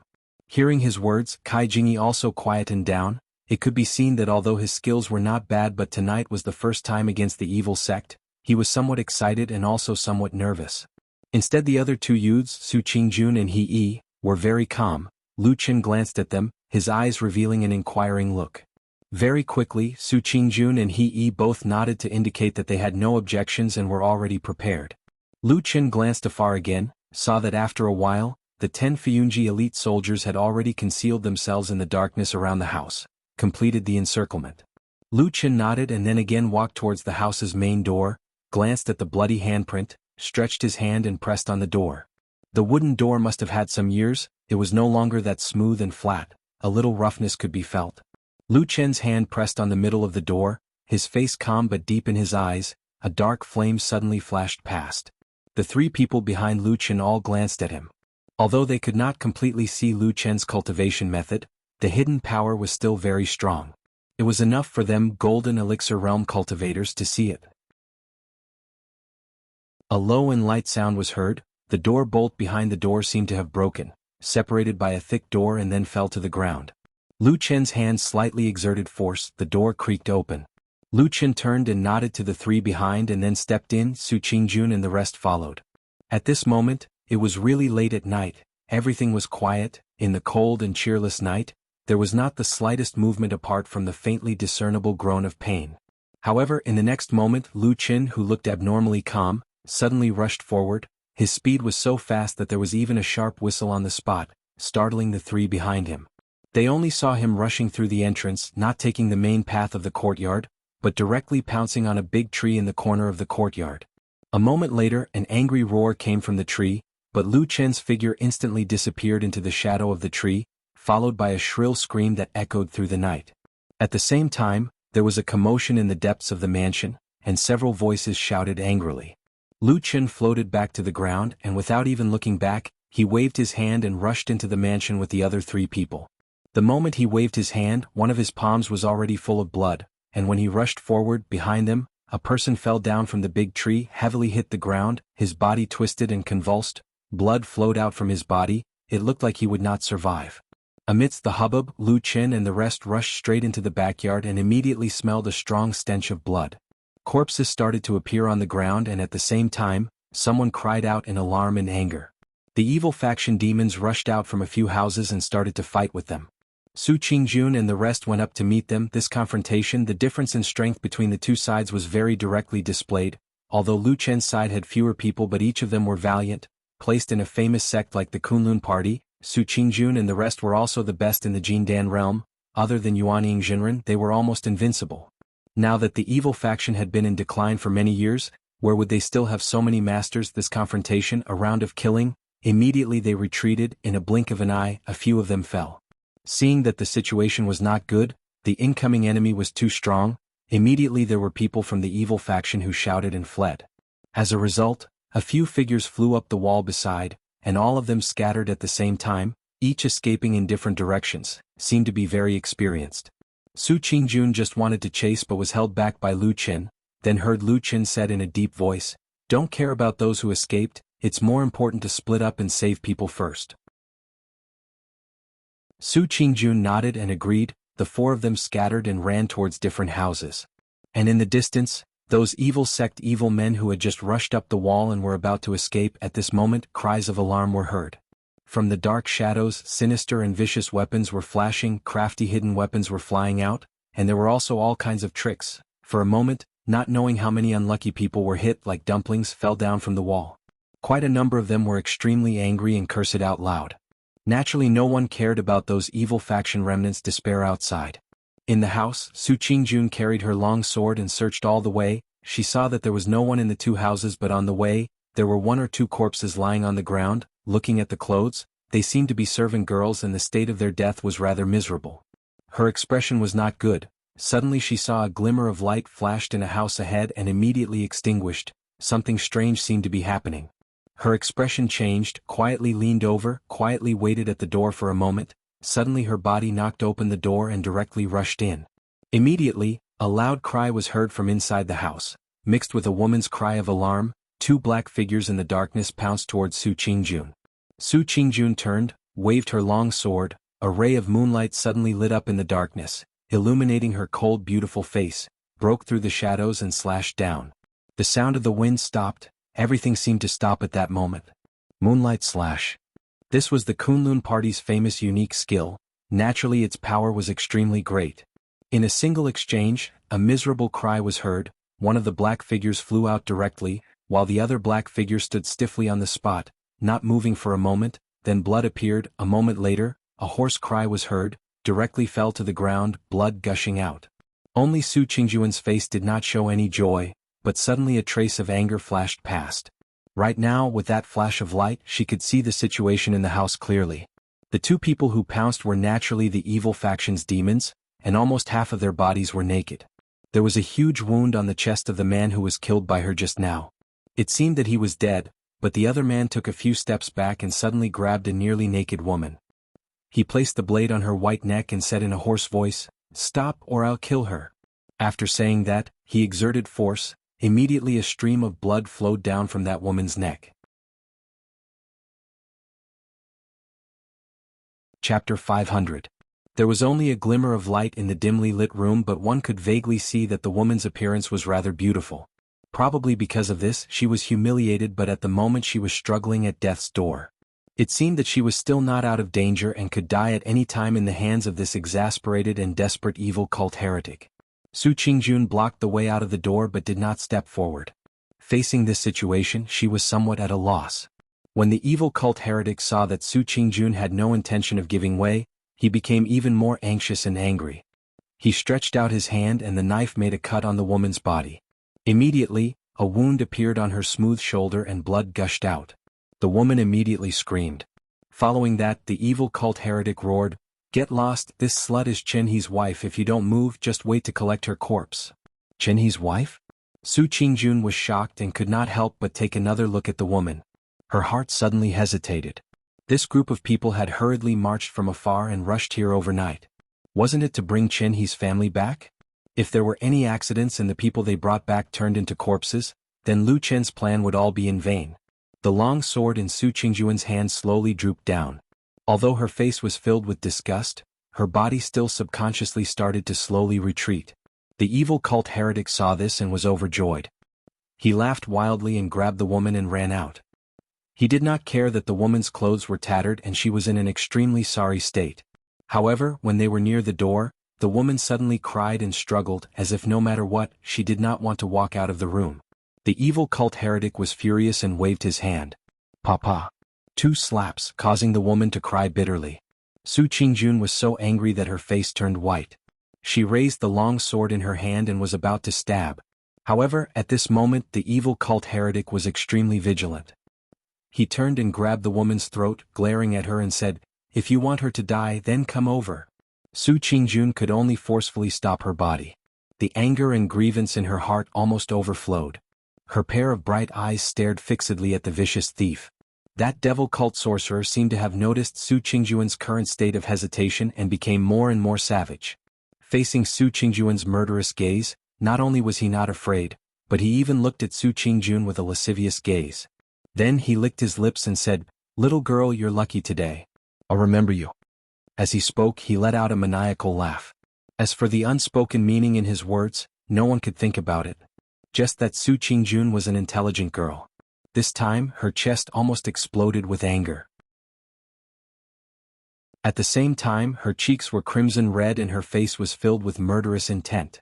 She could not wait to immediately rush up and dismember this person's body, but in the end, she could only stand there powerlessly. That evil cult heretic sneered and dragged the woman out of the door. Just as he was about to escape, suddenly at this moment, in the darkness outside the door, in the corner beside the door, a black dagger that almost completely blended in with the surrounding darkness silently pierced out from the darkness. It went straight into the chest from the back, piercing through the heart. That evil cult heretic's body shook greatly, his entire body suddenly stiffened. A moment later, a shadow flashed out from the darkness. It was the expressionless Lu Chen. He stretched out his hand and pushed. Immediately, that evil cult heretic together with the woman fell back into that house. That woman screamed and rolled on the ground twice. Suddenly, she realized that she had left that scoundrel's control and immediately crawled forward with all her might. Su Qingjun, who was at the side, rushed up and first stood in between the woman and the evil cult heretic. Then she slashed her sword towards that person. The moonlight suddenly appeared, lighting up a cold halo. Following that, blood blossomed. That evil cult heretic's entire body was sent flying by this sword. In midair, one could see that his flesh and blood were already badly mutilated. It could be seen how powerful Su Qingjun's sword was. With a bang sound, that mutilated body hit the wall at the side and then rolled down. At the same time, Lu Chen, who was at the door, had just walked in. Su Qingjun hatefully looked at that evil cult heretic who could not be more dead. Then, she heaved a sigh of relief and turned to look at Lu Chen. If it wasn't for Lu Chen's sudden appearance and ambush outside the door, she most likely would not have been able to do anything to this person. So, Su Qingjun revealed a rare smile. Just as she was about to speak, she suddenly saw that Lu Chen had just walked into the house and immediately turned his back. His first action was to directly close the door. The room suddenly became a few degrees darker. Su Qingjun was still in shock. Lu Chen instead maintained a posture of facing the door with his back facing them. He opened his mouth and said, "Lady, please wait." Su Qingjun was startled and then she was horrified. She quickly turned around and saw that the woman was hiding beside the bed, holding a pair of scissors that she'd taken out of nowhere. The scissors were aimed at her throat, and it seemed as if she was about to stab it in. "Don't be like this," Su Qingjun cried out. That woman's face was filled with despair and pain. Tears flowed down her face and she said with a trembling voice, I don't want to live anymore. But there are still my 2 children in the cellar in the backyard. I beg you to save them. Send them to their father's side. Even if Lady Qin. Suddenly Lu Qin, who had been standing motionlessly by the door with his back facing them, suddenly opened his mouth and directly interrupted her mournful words. He said in a deep voice, "Please listen to me. I am Lu Qin. This lady is called Su Qingjun. Both of us are disciples of the Kunlun party. We came here today to rescue you and meet Qin He." Speaking until here, he paused for a moment and then said in a calm tone, "Tonight we passed by this house and found 2 evil cult demons. We killed them. Then we found Lady hiding in the neighboring room and went to the cellar together to rescue the children. This is what happened."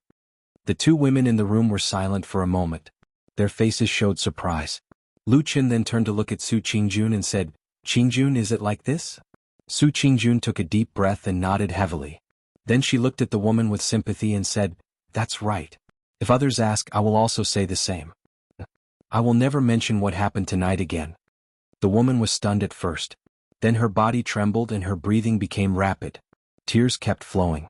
Gradually, the scissors in her hand slowly drooped down. Su Qingjun breathed a sigh of relief and looked at her with some relief. Suddenly, she heard Lu Chen's voice again, "Qingjun, help find a new set of clothes for the woman to change into." Su Qingjun suddenly came to her senses and quickly walked over to support the woman. The woman grabbed her hand and nodded again and again. It seemed that she didn't know what to say, but also seemed to be a bit frightened and doubtful. Su Qingjun comforted her in a low voice and then let her find another set of clothes in the room to change into. In this dark night, she and Lu Qin were willing and trying hard to cover up such a secret. But at this time, suddenly, there was a burst of footsteps in the corridor outside the door. A moment later, a voice sounded. Was he? He stopped in front of the door and knocked on it, saying, "Lu Qin, junior sister Su, I think I heard some commotion over here. Did something happen?" The room was silent for a moment. The woman's face suddenly revealed a nervous and frightened expression. Su Qingjun looked back and found that Lu Chen's brows were wrinkled. His eyes were staring deeply as if he wasn't looking at the wooden door, but the figure standing in the darkness outside the door. Chapter 501. Su Qingjun was also anxious, looked at Lu Qin and was about to speak when Lu Chen's clear voice said, "He Shixiang, there are 2 evil faction heretics hiding in the house. Shiji Su and I discovered them and after a fierce battle, we have eliminated them." He Yi's figure was faintly reflected in the window. After hearing Lu Chen's words, he still stood outside and did not move. After a while he said, "I see, do you need me to come in and help?" That woman used her hand to cover her chest. Her face was full of pleading and she shook her head desperately. Su Qingjun walked over and blocked in front of her, gently patted her body to comfort her. At the same time, her eyes glanced at Lu Qin. Lu Qin seemed to feel her eyes behind him, nodded slightly and very calmly said to the door, "Thank you He Shixiang, everything is fine here. Shiji Su and I will search again. We will come out later. We don't need to trouble you." He stood outside and was silent for a while, then said, "That's good." After speaking, he walked forward and disappeared outside the window. It was quiet in the house. Outside the house, the sound of footsteps gradually fading away, mixed with some intense fighting and cursing sounds from further away. It should be the fight between those fleeing evil sect demons who were intercepted by the Fuyun Division's men. But to the 3 people here it seemed to be very far away right now. When the footsteps finally disappeared, that woman's expression relaxed but she staggered and almost fell to the ground. Su Qingjun quickly hugged her, softly comforted her and then turned to speak to Lu Qin, but Lu Qin suddenly turned his head, put his hand on his mouth and made a "keep quiet" gesture. Su Qingjun was startled. Lu Qin slowly walked over. At the same time he said in a clear voice, "Shiji Su, these 2 evil faction heretics' bodies, how do you think we should deal with them?" Su Qingjun was intelligent. Her eyes looked outside the door and had already understood. After a moment she carried that woman and walked inside, calmly said, "You do as you see fit, I will look around again." While they were talking, their hands did not stop. Lu Qin dragged the 2 dead evil faction heretics together. Su Qingjun covered the woman and let her change into the clothes she had just taken out. After the woman changed her clothes, Lu Qin nodded to the 2 of them and walked over to open the door. He then dragged the two corpses out and threw them into the courtyard. At the same time, his eyes calmly looked around, saw that the huge house was in a mess, there were shadows moving everywhere, but overall, it seemed that their side had the upper hand. Those evil faction heretics who bullied women, children, old and young might be extremely vicious, but if they really met the elite good faction masters, with the evil faction's current weakness, they were basically powerless to resist.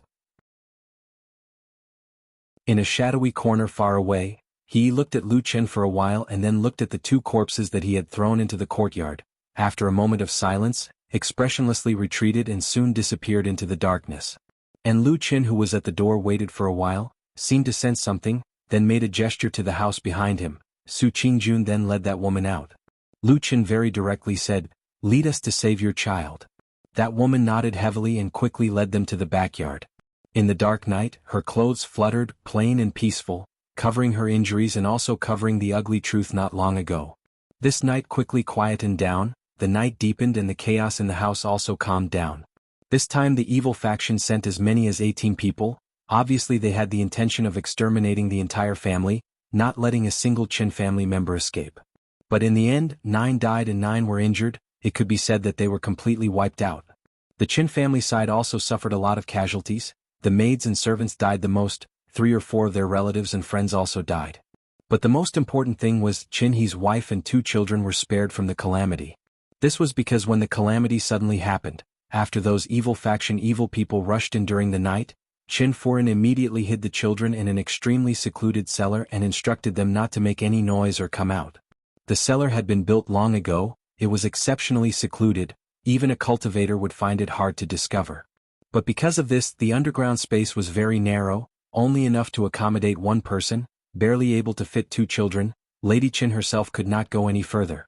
This kind of secluded and narrow cellar was almost useless on normal days, but Qin He secretly built such a place in his own house, probably to guard against something. Lady Qin was humiliated but managed to escape with her life in the end. Her luck was naturally good.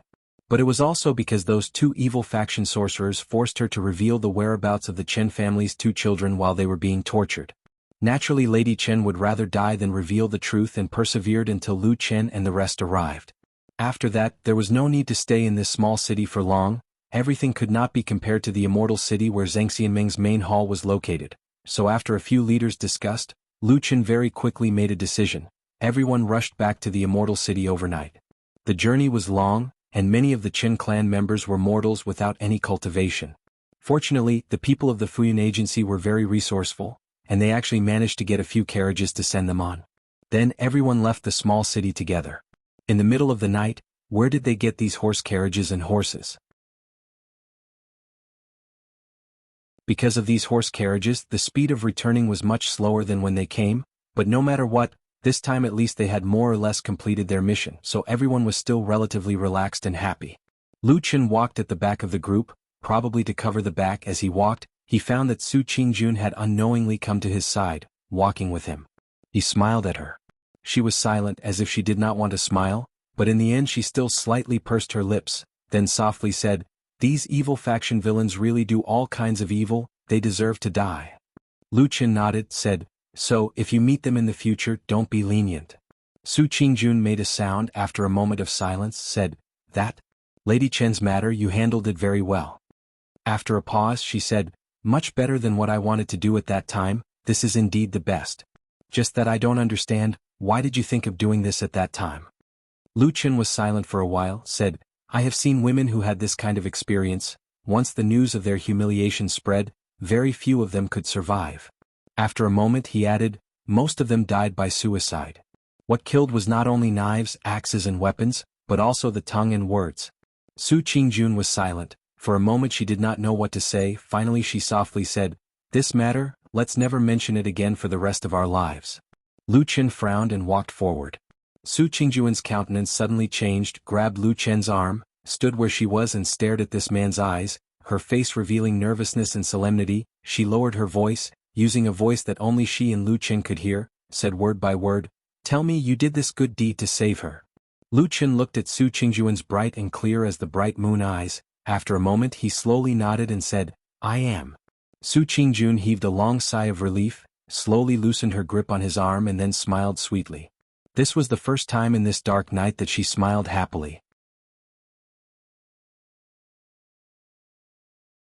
Chapter 502. There were no more accidents along the way. After daybreak, the group arrived at Immortal City and returned to Mount Tianlong. Mount Tianlong was where the headquarters of Zheng Xianmeng was located. It was a place that had been in operation for hundreds and thousands of years. Naturally, it was the safest place in the world. There was no need to worry about people from the devil cult jumping out to kill them. They walked all the way to the main hall of Kunlun. Fuyunji's people dispersed. The few leaders still had to report to Shuiying. Su Qingjun and the other 3 people from Kunlun party had also completed their task. After a few words of discussion with Lu Qin, they also left. Before leaving, Lu Qin also deliberately glanced at Su Qingjun. He saw that this woman's expression was gentle. She should be in a good mood.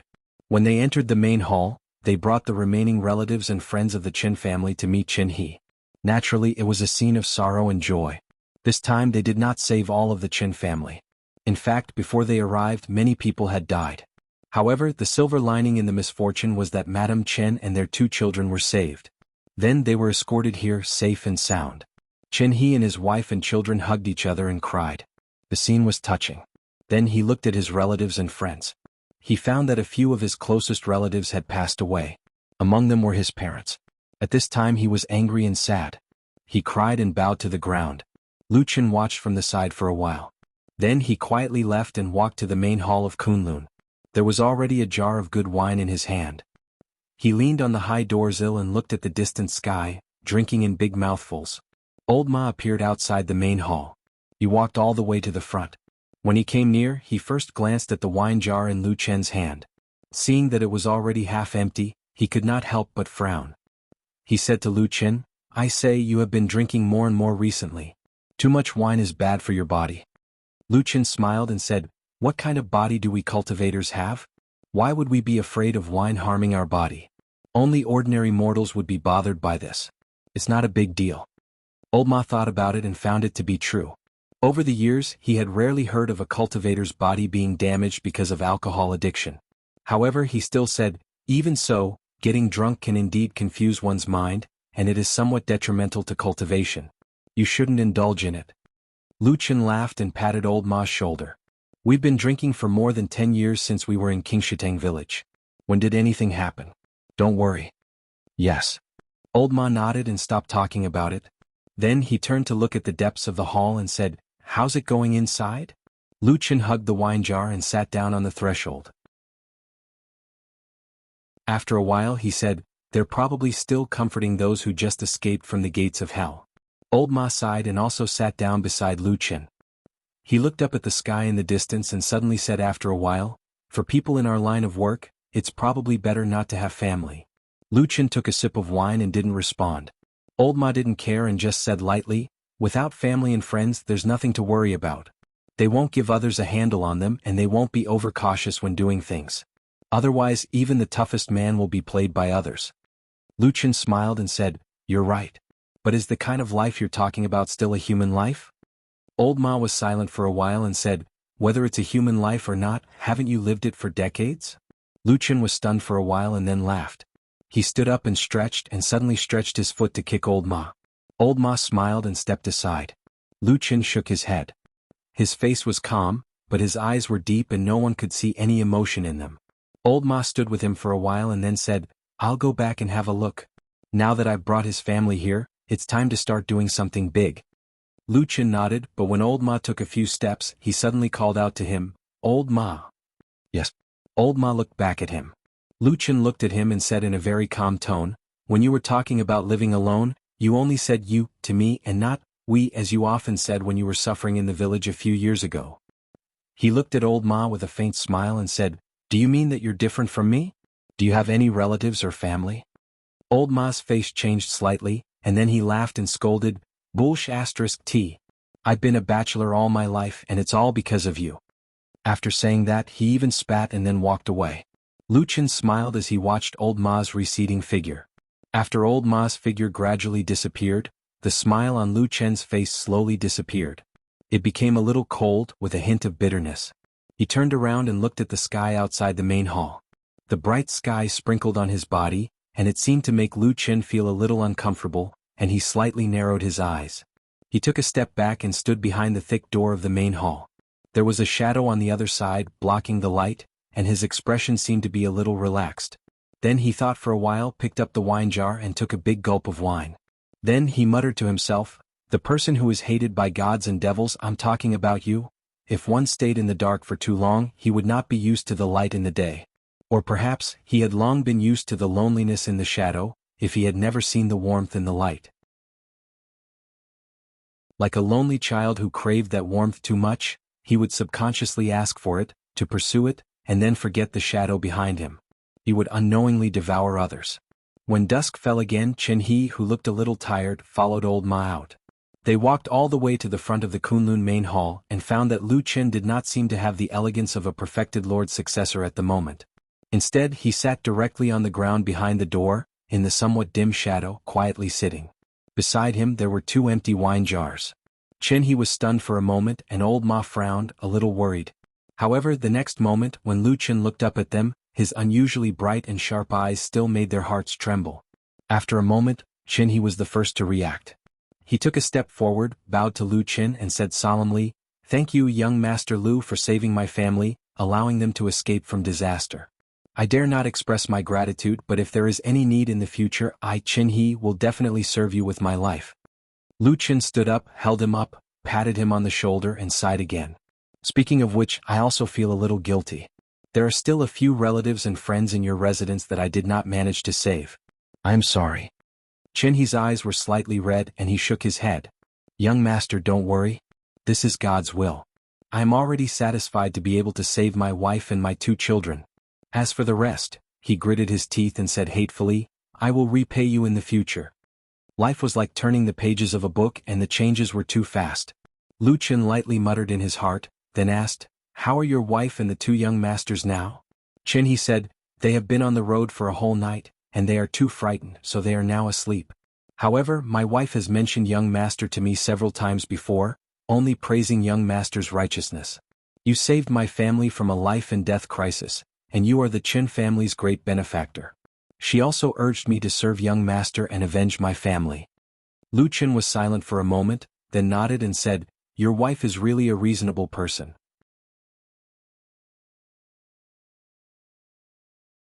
Chapter 503. In the huge underground city of the Immortal City, the day seemed to be similar to the past. Many cultivators in the starry hall of Zhengxianmeng were busy setting up. From afar they looked like diligent ants, receiving orders and concentrating on completing their mission. The runes and talismans that were gradually taking shape from nothing seemed to be forming a huge formation. However, no one knew what it would be used for in the end. The strange blood moon in the sky was still floating in the air, emitting a blood-red light. However, it would occasionally tremble violently. The red light trembled and swept across the huge space. Perfected Lord Tianlan came to the underground maze again. As expected, he found Perfected Lord Guyu at the huge statue in the center of the city. After greeting him, Perfected Lord Tianlan sat down and looked at the blood moon above him. "I looked at it for a while. Why do I feel that the blood moon is a little unstable?" Perfected Lord Guyu glanced at him and nodded. "You're right." Perfected Lord Tianlan raised his brow and revealed a smile. "Does that mean that the day is coming soon?" True Monarch Guyu shook her head and after a moment of silence she said, "This is really hard to say. The blood moon is a strange phenomenon of the heavens and earth. It has its own fiendish intent. It is hard to predict, and there are not many records of it in the ancient books. Even I am unable to calculate it right now. I can only ponder and probe here in hopes that I will be able to discover it a little earlier if there really is a change." As he spoke, he paused for a moment before continuing, "The blood moon is indeed a little unstable these few days, and its movements are slowly increasing. From what I can see, it's probably going to enter the turbulent period before it truly changes. However, I'm not sure how long this period will be." Perfected Lord Tianlan nodded. "That's what I should do. Anyway, it's been hard on you. We'll wait for this day to come." Guyu True Monarch suddenly laughed and said, "From your tone, it seems like victory is already in your grasp. Although your cultivation is high and you're the strongest in the Immortal Alliance, you can't underestimate your enemy." Perfected Lord Tianlan chuckled. He didn't have any intention of being humble. "They're just some useless chickens and dogs. We'll act according to the plan. There's no reason we can't win." Perfected Lord Guyu laughed and pointed at him. He shook his head and didn't say anything else. After a while he seemed to have thought of something and asked Perfected Lord Tianlan, "Oh right, how are your subordinates doing with the demonic cult? I heard that your new disciple is doing quite well." Perfected Lord Tianlan said indifferently, "What do you mean by doing well? It's just young people messing around." Perfected Lord Tianlan said indifferently, "What? It's just the young people messing around. As for the demonic cult, they're doomed. The Devil Sect and our True Immortal Alliance have been fighting for 1,000 years, but now they have declined to such an extent." As he spoke, he revealed a sorrowful look, probably thinking of the heyday of the evil sect. Comparing the two, he could not help but despise the current evil sect. Perfected Lord Tianlan flicked his sleeves, got up and walked away. At the same time he said, "He's just a clown, not worth mentioning. You, on the other hand, are very important. If there are any major changes, remember to inform me as soon as possible." True Lord Guyu looked at his back and said, "Don't worry, I know what I'm doing." Seeing Perfected Lord Tianlan leave, Perfected Lord Guyu looked up at the blood moon in the sky and closed her eyes, looking like an old monk in meditation. However, in that strange blood-red light, his originally calm appearance seemed to have an extra hint of coldness and killing intent. In the great hall of Fuyunji, Xueying, Lu Qin and Qin He sat in a quiet room. Aside from them there was no one else. At this moment, Qin He's gaze swept across Shui Ying's enchanting, beautiful yet dignified face. He sighed in his heart. The Floating Clouds Agency had been fighting against the devil cult for many years. As the leader of the Floating Clouds Agency, Shui Ying was naturally a great enemy of the devil cult. If there was an assassination list, this woman would at least be ranked in the top 3. The blood feud that once would turn hostile and fight to the death the moment they met was now sitting peacefully in this room. Even if they were not joking, it was clear that everyone's goal was the same. That was to get rid of the mysterious elder ghost of the demonic cult. The twists and turns of life were so strange that it was hard to predict. When Lu Qin turned his head to look at Qin He suddenly came to his senses and realized that he had been lost in thought just now. He nodded to the man and woman who held great power in front of him, then stretched out his finger and pointed at the map on the table in front of them. Elder Ghost's whereabouts are mysterious and he is naturally suspicious. He almost never meets with ordinary demonic cult members. Instead, every 5 to 7 years he will train a messenger to take charge of the demonic cult in Immortal City. "Of course I am one of the messengers," Qin He said in a low voice. Lu Qin and Shui Ying looked at each other, a trace of excitement in their eyes. Qin He's position was indeed unique. After inciting this person, it could be said that they had the demonic cult's throat in their hands. Come to think of it, these few years the evil faction was too weak. The only person who could be on the stage was the mysterious elder ghost. If it was in the heyday of the past, how could there possibly be such a person? "Where did he meet you?" Lu Qin asked. Shui Ying, who was sitting on the side, also stared at Qin He, obviously very nervous.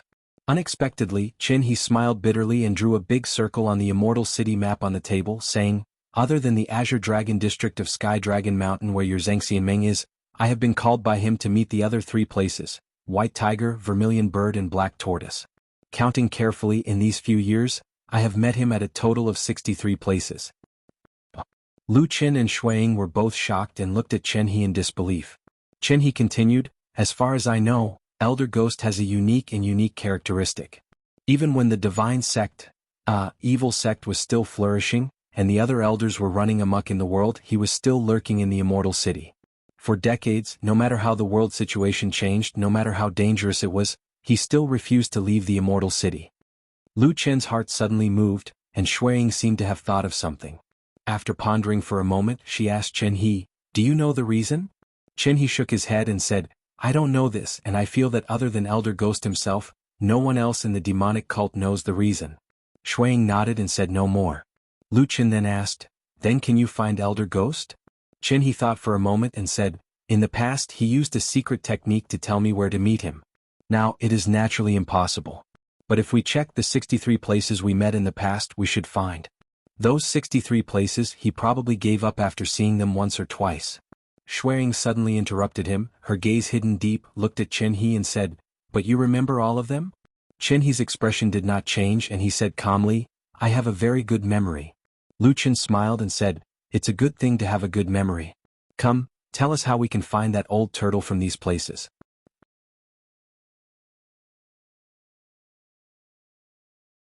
Chapter 504. In this world, the human heart was the most unpredictable thing.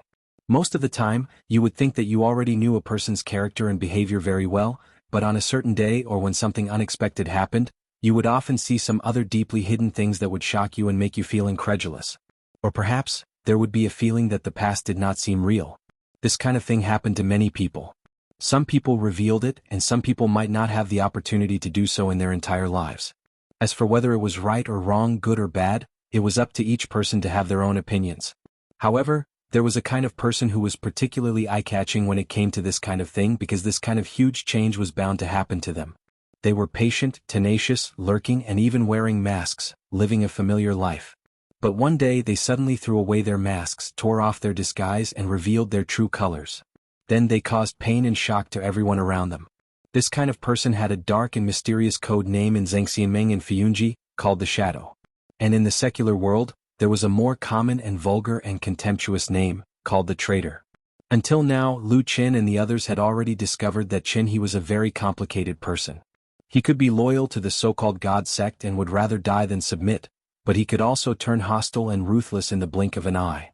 Moreover, he did not think that he was a traitor. He had his own opinion on this kind of thing. He felt that what Lu Qin had done in the past was a traitor, and he himself had been forced to make this choice when he was at the end of his rope. He felt that he did not disappoint the world or the earth. After all, he had suffered so much for the God sect, but he was still loyal and unyielding. However, those who he had repaid with his life had repaid him by harming his family. This was intolerable. He had no choice but to rely on Zhangxianmeng and Fiyunji. It was all those bastards' fault. Of course, the man named Lu Qin had done a lot of things during this period, and his methods were not honorable. However, he was very smart and did not hold a grudge against him. He was the only descendant of the famous Lord Tianlan, and also a new noble in Zhangxianmeng. He was an important person who held great power, including the life and death of his whole family. For such a person he only needed to serve him loyally. It was useless to think about dissatisfaction and resentment. Moreover, his wife had said many good things about Lu Qin. In short, after he put down the knot in his heart and relied on Zhangxianmeng, he immediately became a person who could adapt to circumstances. Since he had already decided to rely on Lu Qin, he quickly began to show his ability in front of Lu Qin. He began to lead Lu Qin, Shui Ying and Fiyunji's men to hunt down the remaining evil sect members and the remaining well-hidden spies in the huge immortal city. Yes, even after experiencing so many storms, there were still remnants of the devil sect in the immortal city. This sect that had been passed down for thousands of years still had a deep foundation, and there were still people secretly lurking in the shadows that no one knew about. However, he was not an ordinary follower of the evil sect. His identity was extremely special. He was a messenger that was recently groomed by Elder Ghost. In the immortal city, he had a status that was second only to one and above tens of thousands. In other words, he knew far more secrets about the evil sect than most people. And this time he seemed to have gone all out. Once he turned hostile, he was even more ruthless than the people of Fiyunji. He mercilessly killed his former comrades, with an attitude of not leaving a single blade of grass behind. Thus, in the immortal city, Fiyunji stirred up another reign of terror. That year, the number of people killed by Fiyunji in the immortal city was said to be unprecedented. Although it was not as exaggerated as a bloodbath, but many people in many places could smell the thick stench of blood. Then, in broad daylight, they saw some ordinary people being dragged out of their homes. Some were beaten up, some were killed on the streets. Then, to the onlookers who looked at each other in shock, they loudly announced that these were the remnants of the evil sect. To show his loyalty, he took the lead in front of Lu Qin and Shui Ying, and even personally killed 5 to 6 people. He was very heavy-handed and his methods were very fierce. He looked as if he was afraid that others would think that he did not hate the evil sect sorcerers. Lu Qin and Old Ma had been doing these things for the past few days. They had seen all of He's methods. Most of the time the two of them did not make a move. The ones charging in front were He and the fierce elites of Fiyunji. They found a place to watch. Old Ma said to Lu Qin in a low voice, "Why do I feel that there is something wrong with this person's heart?" Lu Qin looked forward, his expression did not change. He also lowered his voice and said, "Don't talk nonsense. He is doing things for us." Old Ma sneered and shook his head. "I heard that he still thinks that he has a clear conscience?" Lu Qin glanced at him and frowned. "Come on, he has only chosen his own path. Naturally he has to walk on this path. What's so strange about that?" Old Ma snorted and did not say more about these things. He changed the topic and asked, "Isn't the most important thing now to catch that old tortoise? Why do we keep catching these small fries?" Lu Qin said, "First, these are not small fries. They have hidden themselves so deeply. If it wasn't for Qin He, it would be almost impossible for us to dig them out. And after these people are dug out, the situation that the evil sect has been operating in the Immortal City for many years will almost completely collapse. This is very important. Secondly, Elder Ghost is cunning and suspicious. But no matter how he hides his tracks, he is like a mouse. He will always have a territory network. We are cutting off the blocked passages one by one. As long as that old tortoise still insists on not leaving the Immortal City, if this goes on, there will soon be a day where he has nowhere to escape to." Old Ma nodded. He did not seem to have much of an objection to Lu Chen's deduction. But after a moment, he suddenly asked curiously, "Say, why do you think that old tortoise Elder Ghost has been refusing to leave the Immortal City for so many years?" Lu Chen's eyes flashed slightly and said, "There should be some secret in this big city that attracts him." The two of them looked at each other. After a moment they suddenly looked down at their feet at the same time. The ground was thick and flat. It extended all the way into the distance. Screams sounded in front of them. Blood splattered everywhere. Fresh blood flowed out from the dead bodies, staining the ground red and seeping into the soil. In the depths of the underground labyrinth, the blood moon flickered a few times. It seemed to be a little unstable. But it soon calmed down again. It emitted a strange blood-red light, shining on the empty and strange city below. After staying here for a few days, Supreme Guyu left today. After all, in the light of the blood moon, it had a lot of bad effects on the cultivators. He needed to take a break for a while. He, a spirit-severing perfected lord, was already like this. The other cultivators of the Starry Hall were naturally affected even more. So after many days there were much fewer people busy here. At a glance, in the city in the blood light, there were probably less than 20 Starry Hall cultivators working. Compared to this huge city, the number of people was really pitiful. Could be said that there were almost none. It was also under such circumstances, in a quiet house not far from the statue in the center of the city, in a well that had long dried up in the backyard, a light patter suddenly sounded. After a moment, at the bottom of the dark well, a secret door made of a large piece of stone slowly opened.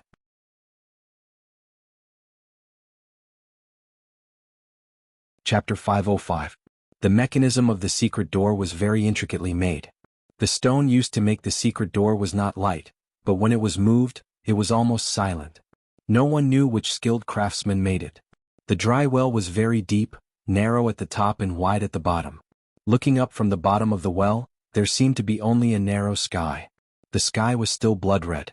The bright red light of the blood moon could not reach the bottom of the deep dry well, so it was shrouded in darkness. When a dark figure slowly walked out of the darkness, he looked like a ghost. There was a faint light in the darkness. When the figure slowly raised his head, he found that the light was actually a strange fluorescence emitted from his eyes. He raised his head and looked at the small hole high up, as if he was thinking about something. With the help of the weak light, one could vaguely see that the mysterious figure's face was covered with a sinister and strange mask. The next moment the light suddenly disappeared. The figure stood in the darkness, motionless, like a piece of rotten wood that had been standing there for many years, lifeless. After a while, on the high ground, there was a sudden sound of light footsteps. Then, it seemed that there were two people talking and walking over from not far away. No one approached the lifeless, ordinary dry well. They did not even take a second look at it. When the footsteps gradually disappeared, the mysterious masked man in the darkness slowly opened his eyes again. The strange fluorescence appeared in the darkness again. He looked coldly at the hole leading to the outside as if he was deep in thought. "How have you been doing recently?" Supreme Tianlan looked at Lu Qin and asked. At this moment in the quiet hall of Kunlun, Supreme Tianlan and Lu Qin sat opposite each other. There was no one else around and both of them were very relaxed. Leaning against the originally solemn lotus throne, Lu Qin held a wine jar in his hand and drank from it from time to time. After hearing Tianlan's words, Lu Qin put down the wine jar in his hand and said, "It's not bad. After Qin he defected to us, he led us to dig out many spies of the evil cult. Except for Elder Ghost, we have basically wiped out the evil cult's forces in Immortal City." As he said that, he paused for a moment before continuing, "Also, during this period of time the cooperation with the Floating Clouds Company has been going well. However, it won't be that fast. After all, they are all proud soldiers that you personally trained. It won't be that easy for them to submit to you. Anyway, let's wait for a few more days, they are probably slowly accepting me. Supreme Tianlan nodded, looking quite satisfied and said, "You did better than I thought. It seems that my judgment is not bad, at least I didn't misjudge you all these years." Lu Chen clicked his tongue twice, raised his head and took a big gulp of wine. After swallowing it, he said leisurely, "Actually, it's all thanks to you that I have a backer. When I have nothing to do, I will use you to boost my courage and pressure others. From time to time, I will remind the people of the Floating Clouds Agency that I have you backing me. I am also your only disciple, the future successor of the Foundation. If they don't cooperate with me or don't listen to my orders, I will immediately come back to complain. So, they are probably still afraid of you, so they have no choice but to obey me like this." Supreme Tianlan was startled for a while, then he laughed and slapped his knee. He said with a smile, "Kid, you are indeed black-hearted and thick-skinned. Won't you anger Shuaying and the others to death by doing this?" Lu Chen said, "That won't happen. I have always respected Hall Master Shuaying and rarely use my power to bully people. I always discuss things calmly. It's only because her subordinates are used to being arrogant that I use this method." Supreme Tianlan smiled and seemed to be in a good mood. He pointed at Lu Chen and said with a smile, "You are probably the only person in the world who dares to do this. How did those people react after you used your power to bully them?" Lu Chen thought for a while and couldn't help but laugh. He said, "Probably disgusted but have no choice but to give in. It's quite fun." As he said this, he looked at Supreme Tianlan and said, "What's wrong? Do you think there's a problem with this method? If you really think it's inappropriate, then I won't use it in the future." Supreme Tianlan rolled his eyes and said, "Use it, continue using it for me. As long as it's effective, use it." Lu Chen seemed to have expected him to say that, so he was not surprised. He just smiled and raised the wine jar to perfected Lord Tianlan to show his respect and gratitude. Then he continued to drink. True, Lord Tianlan didn't care that his disciple had no scruples in front of him. He continued, "If you really follow the rules of this old man's foundation, just like the disciples of the Kunlun sect, who are so serious that they look like saints, it would be strange if you can do anything well in this old man's foundation. Even if I pass the foundation to you in the future, it will probably fail in a few years at most."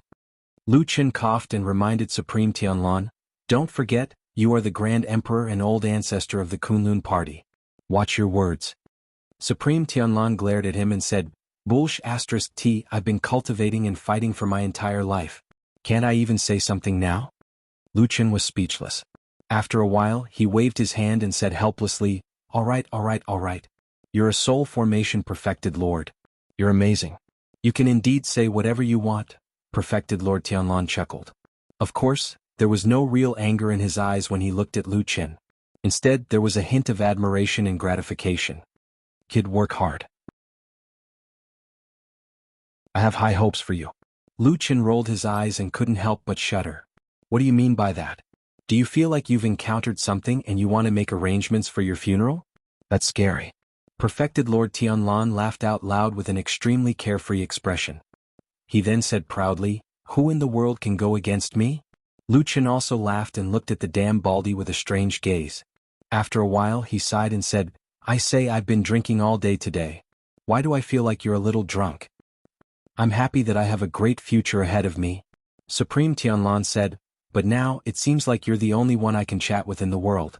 It's the right decision to take you in as my disciple. We've barely seen each other in the past 10 years.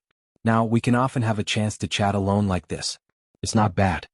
Lu Chen was slightly surprised. He looked at Supreme Tianlan as if he didn't expect such a high and mighty figure to say something like that to him. However, were those words from the bottom of his heart? Should he believe it? Lu Chen didn't know. He only saw that the person in front of him was living a happy life and had an intimidating aura. He was at the peak of a person's life and even Lu Chen couldn't help but feel respect for him. If there were no gods in the world, then Supreme Tianlan should be the person closest to a demigod right now, right? If there were gods in the world, such as those worshipped by the devil sects, then this damn baldy would probably be the person who had the highest chance of defeating them? It was probably no wonder that he was so arrogant given how talented and powerful he was and how he looked down on the world. As he was thinking, he suddenly heard Supreme Tianlan ask him again, "By the way, I heard that you've been drinking more and more recently. Is there something wrong with you?" Lu Chen was stunned and suddenly frowned.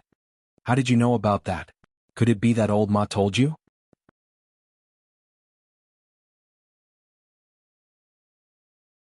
Chapter 506. Perfected Lord Tianlan shook his head and said, "You're just like a drunkard. Everyone can see how you're drinking when you're free. Why do you need him to tell me?" Lu Qin heaved a sigh of relief and said, "Don't worry, it's just that I've been fond of drinking recently. It won't cause any trouble and it won't harm my body. Of course, I won't become addicted to alcohol. In all these years, there haven't been any cultivators who ruined their cultivation because of alcohol, right?" Perfected Lord Tianlan stared at him for a moment and said, "That's true. However, things like alcohol and women are ultimately not beneficial to cultivation. Excessive drinking is also harmful. Even if others see it and talk about it behind your back, it's not appropriate for you. You should drink less." Lu Qin snorted and said, "Just now, you were acting like you didn't care about anything in the world. Why is it that when it comes to me, you suddenly have to care about how other people look at you?"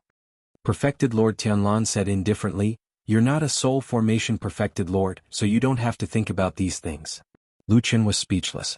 After a while he waved his hand and said, Fine. You're good.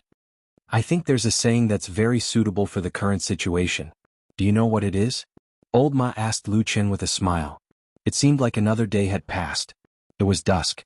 They were walking on the mountainside of Sky Dragon Mountain. The sun was setting and the sky was filled with the afterglow. It looked very beautiful. "Catch a turtle in a jar?" Lu Qin said without turning his head. Old Ma was stunned for a moment. Then he smiled and said, "That's exactly what I mean. You're smart." Lu Qin shrugged and said, "But we still haven't caught that old turtle." Old Ma smiled optimistically and said, "That's fine. I didn't have much hope for it at first. However, ever since I heard that Elder Ghost refused to leave Immortal City, it's only a matter of time." Lu Qin nodded and did not object. In the past they couldn't do anything to these evil sect spies and ghost elders who were hiding in the Immortal City. That was because they were hiding too deep and their whereabouts were unpredictable. Even the experienced Fiyunji couldn't catch them. But now, firstly there was Qin He, the traitor who almost knew countless of the evil sect's secrets, and secondly, they knew that Elder Ghost could not leave the Immortal City for some unknown reason, so the situation was completely different. He did not even urge Qin He because the current situation was that Fiyunji was gradually tightening the encirclement, pulling out the evil faction's hidden nails one by one, and Elder Ghost, this old tortoise's hiding place and leeway, would eventually become smaller and smaller, until there was no way to escape. For thousands of years, this was probably the most embarrassing and most critical moment for the evil cult. Life and death, there was only a thin line. Old Ma glanced at Lu Qin from the side. He couldn't help but sigh in his heart. Not long ago, this man seemed to have secretly discussed with him whether to secretly leave this immortal city, and then wander the world to live a carefree life. Alright, that was a nice way to put it. It was more likely to be to drag out an ignoble existence. But now the situation was completely different. He'd ascended to the heavens in a single step, and shockingly he'd become a powerful and influential figure in the true Immortal Alliance. Everyone raised their eyebrows, and his name shook the world in a single day. His future was bright, and the changes in his circumstances were so great that it truly caused others to feel as if they were dreaming. Looking at his current high-spirited look, who could still think of the loneliness when he was frustrated in the past? Feeling good, right?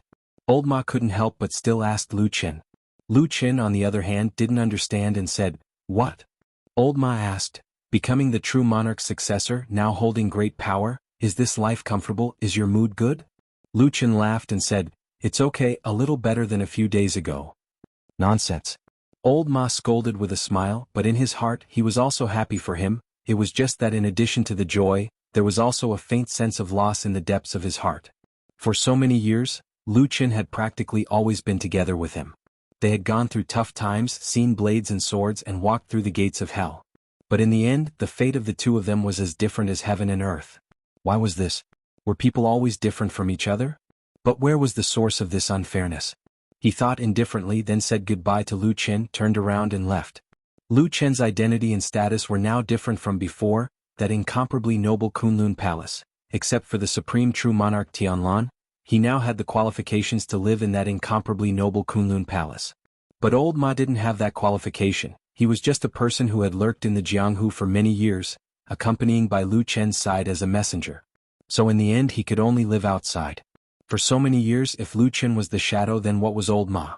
Old Ma thought, I'm probably the shadow of the shadow?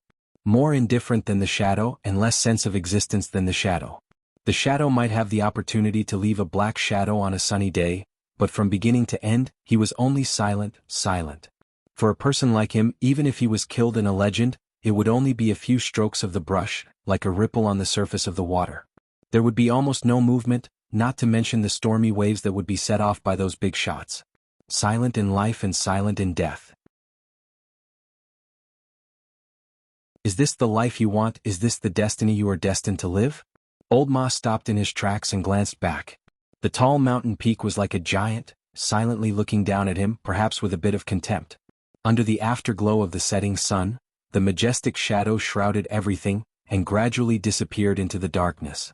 Old Ma thought silently for a long time, finally sighed softly, turned around and walked into the gradually falling night. Is there anyone in this world at this time who will still be dead set on following the devil sect, or even join the devil sect?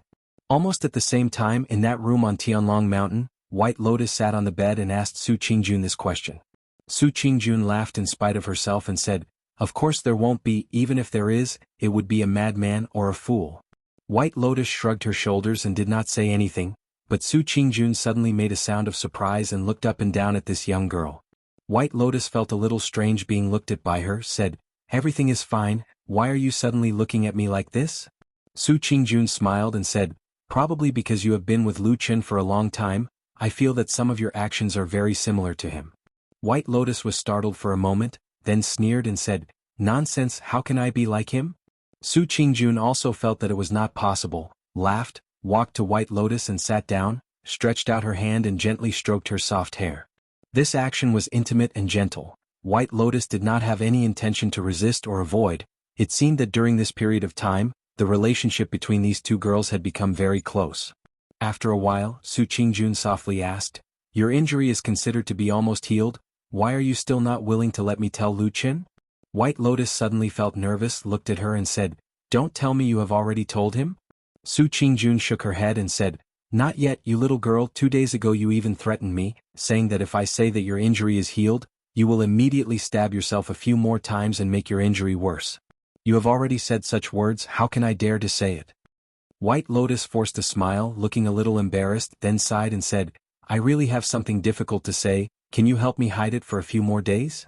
Su Qingjun nodded, then immediately frowned and said, "What are you afraid of? Don't tell me Lu Chen is really behind my back, threatening you in any way, or—" White Lotus immediately shook her head and said, "Oh, that is not, Suddenly, White Lotus's words were abruptly cut off. The pair of eyes that had been calm and clean for a long time, lit up a bit. She looked at Su Qingjun's beautiful face, suddenly revealing a trace of a strange smile. Su Qingjun was surprised and said, "What's wrong?"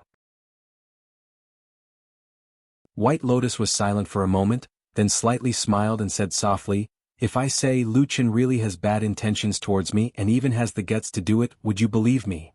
"What?" Su Qingjun lost her voice, her complexion changed and suddenly stood up.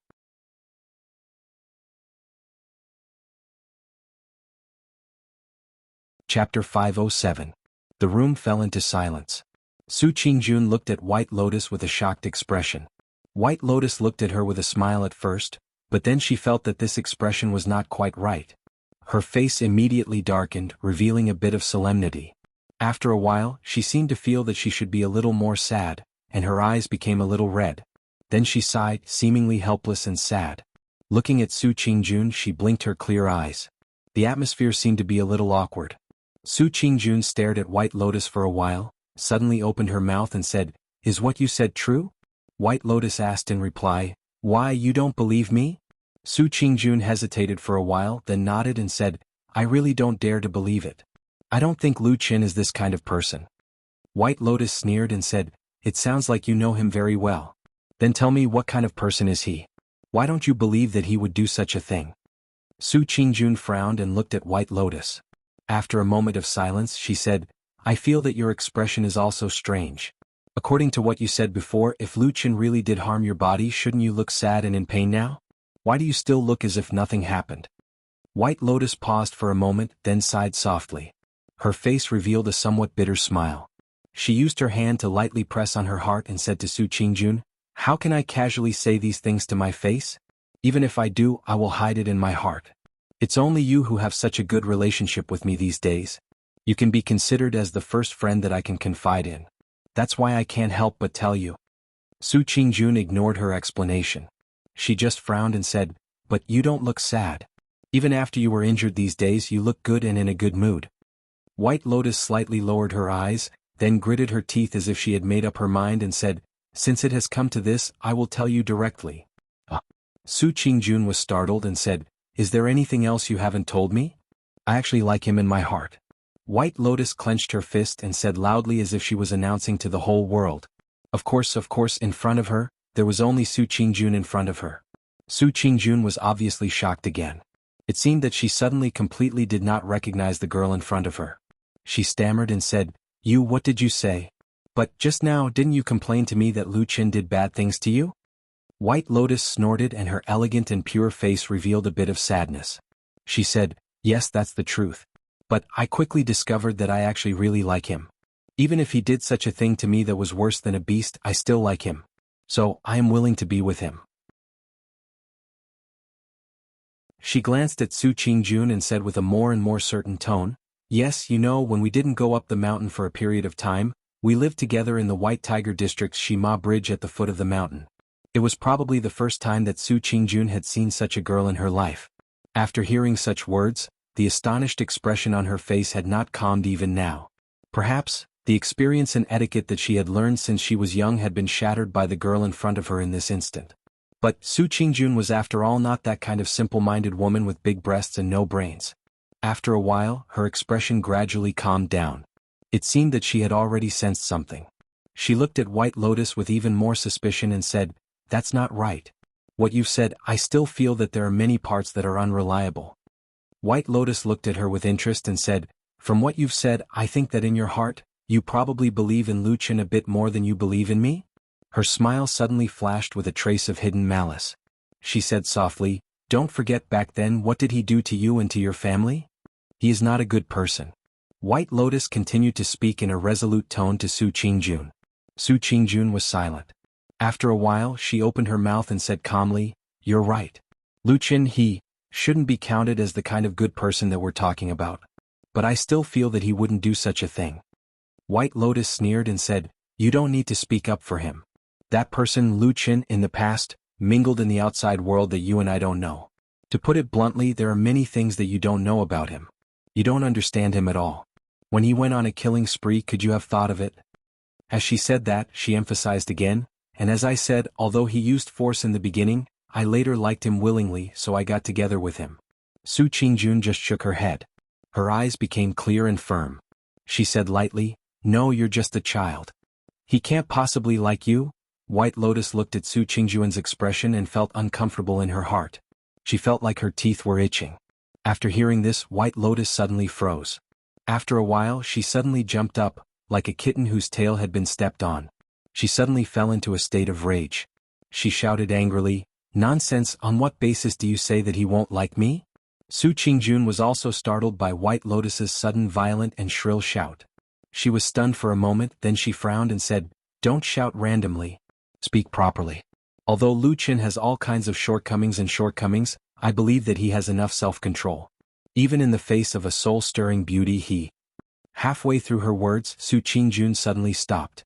She didn't know why, but her cheeks blushed for no reason. She seemed to have thought of something, but she quickly returned to normal. However, there was still a hint of hidden bitterness in her expression.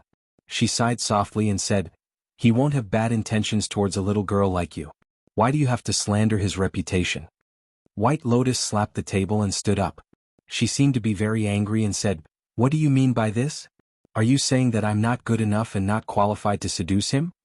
Su Qingjun was stunned for a moment. She suddenly became speechless. After a moment, she said with a bitter smile, "I say, on this matter, aren't we getting further and further away from each other? Where are we going?" White Lotus was still unconvinced. She nimbly jumped off the bed and stood in front of Su Qingjun. She raised her head and puffed out her chest. She sternly said, "No way. I must make this matter clear to you. Look at my face." As she spoke, she used her finger to point at her cheeks, and then she touched her body and said, "Look at my figure again. This chest, this waist, these legs, this figure, aren't they better than 90% of the women in the world? What right do you have to say that I'm not good enough? Su Qingjun looked at her for a long time. She suddenly laughed. Her expression became gentle. She stretched out her hand and gently hugged White Lotus. White Lotus struggled for a moment. She seemed to be unwilling. But in the end she didn't leave. Su Qingjun said with some emotion, "Listen to me. You're at your best now. Your future is bound to be limitless. Why do you have to pour dirty water on yourself? This world is a lot more difficult than we think." If these words were accidentally spread, Lu Chen would naturally be a bit embarrassed, but he wouldn't necessarily lose all of his power. In fact, there might even be some people who would envy him. On the contrary, it's only us women. Those disgusting and vicious words will entangle you and follow you for a lifetime. There's no need, Su Qingjun said softly.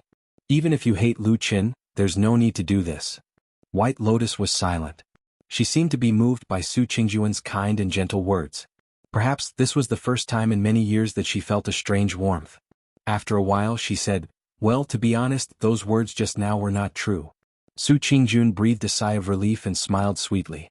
White Lotus said again, "I don't hate Lu Chen. But I want to tell you one thing. This person must have a lot of secrets. You might be able to guess that he didn't fool around with me, but what about before? How did he spend the past 10 years? Did he sleep with other women? Or did he sleep with more than one woman? Did he sleep with 5, 10, or even more women?" As she spoke, her face gradually looked cold. Even her voice became a little cold. "You're good to me, so I'll tell you the truth even if these words are not pleasant to hear. Before you believe him, before you like him, think about these things first." With that, White Lotus lightly pushed Su Qingjun's hand away and turned to walk to the side. Su Qingjun was stunned at this moment. She stood there in a daze. Her face gradually became a little pale.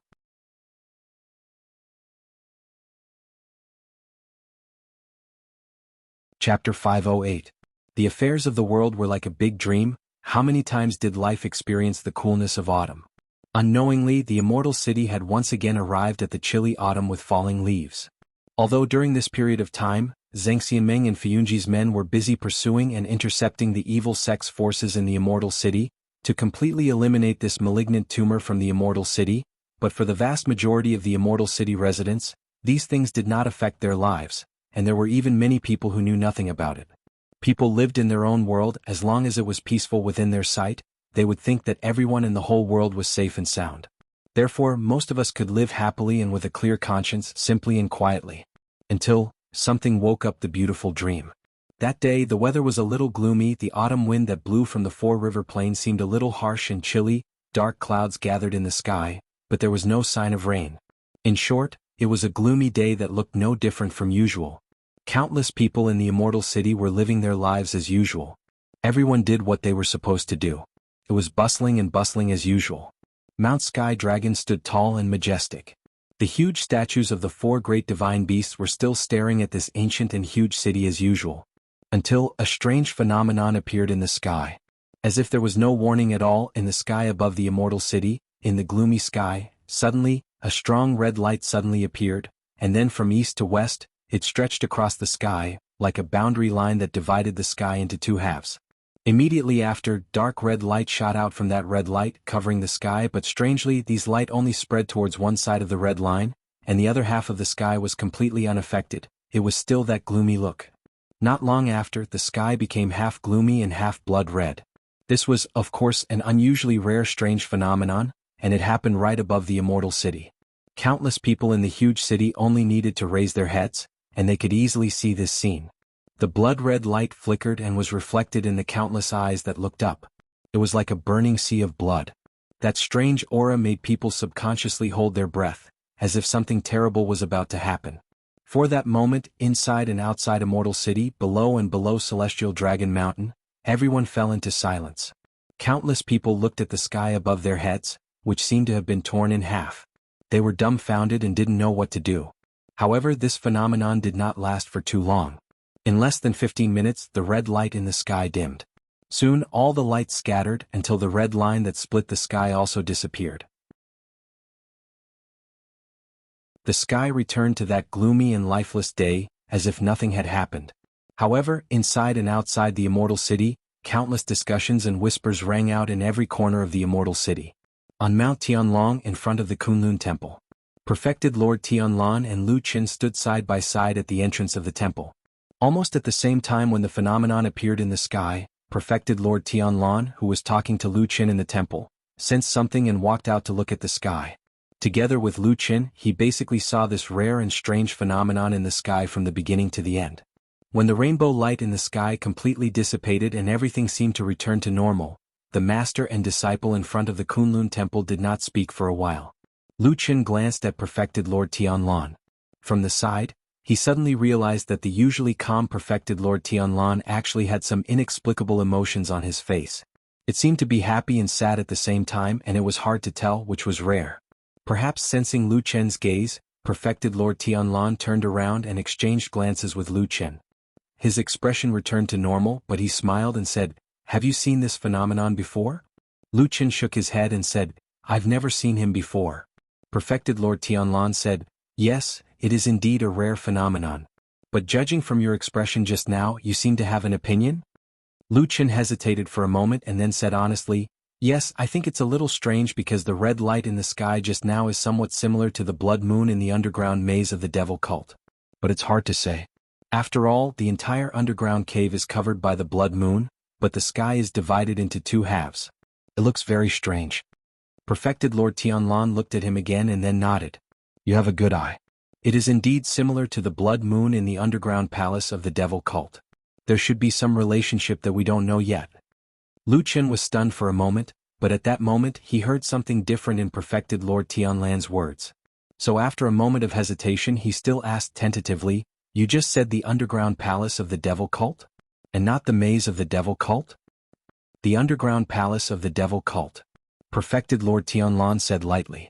As for what exactly the devil cult was, why was the huge underground palace built, and what great secret was there, Perfected Lord Tianlan did not explain in detail to Lu Qin. He just asked Lu Qin lightly, "How's the matter at the devil cult? Have you found Elder Gui's hiding place?" Lu Qin said, "All the hidden spies have basically been removed by us. The devil cult's years of hard work here are almost all gone. We haven't found Elder Gui's whereabouts yet, but after a thorough search, there are not many places where he can hide. At most 2 months, we will be able to catch this old tortoise." Perfected Lord Tianlan first smiled and nodded saying, "Well done. That old tortoise is cunning and indeed troublesome." As he spoke, he pondered for a moment, then kept his smile and said to Lu Qin seriously, "But the situation is different recently. I can probably give you a month's time at most. Bring that person called Qinhe with you.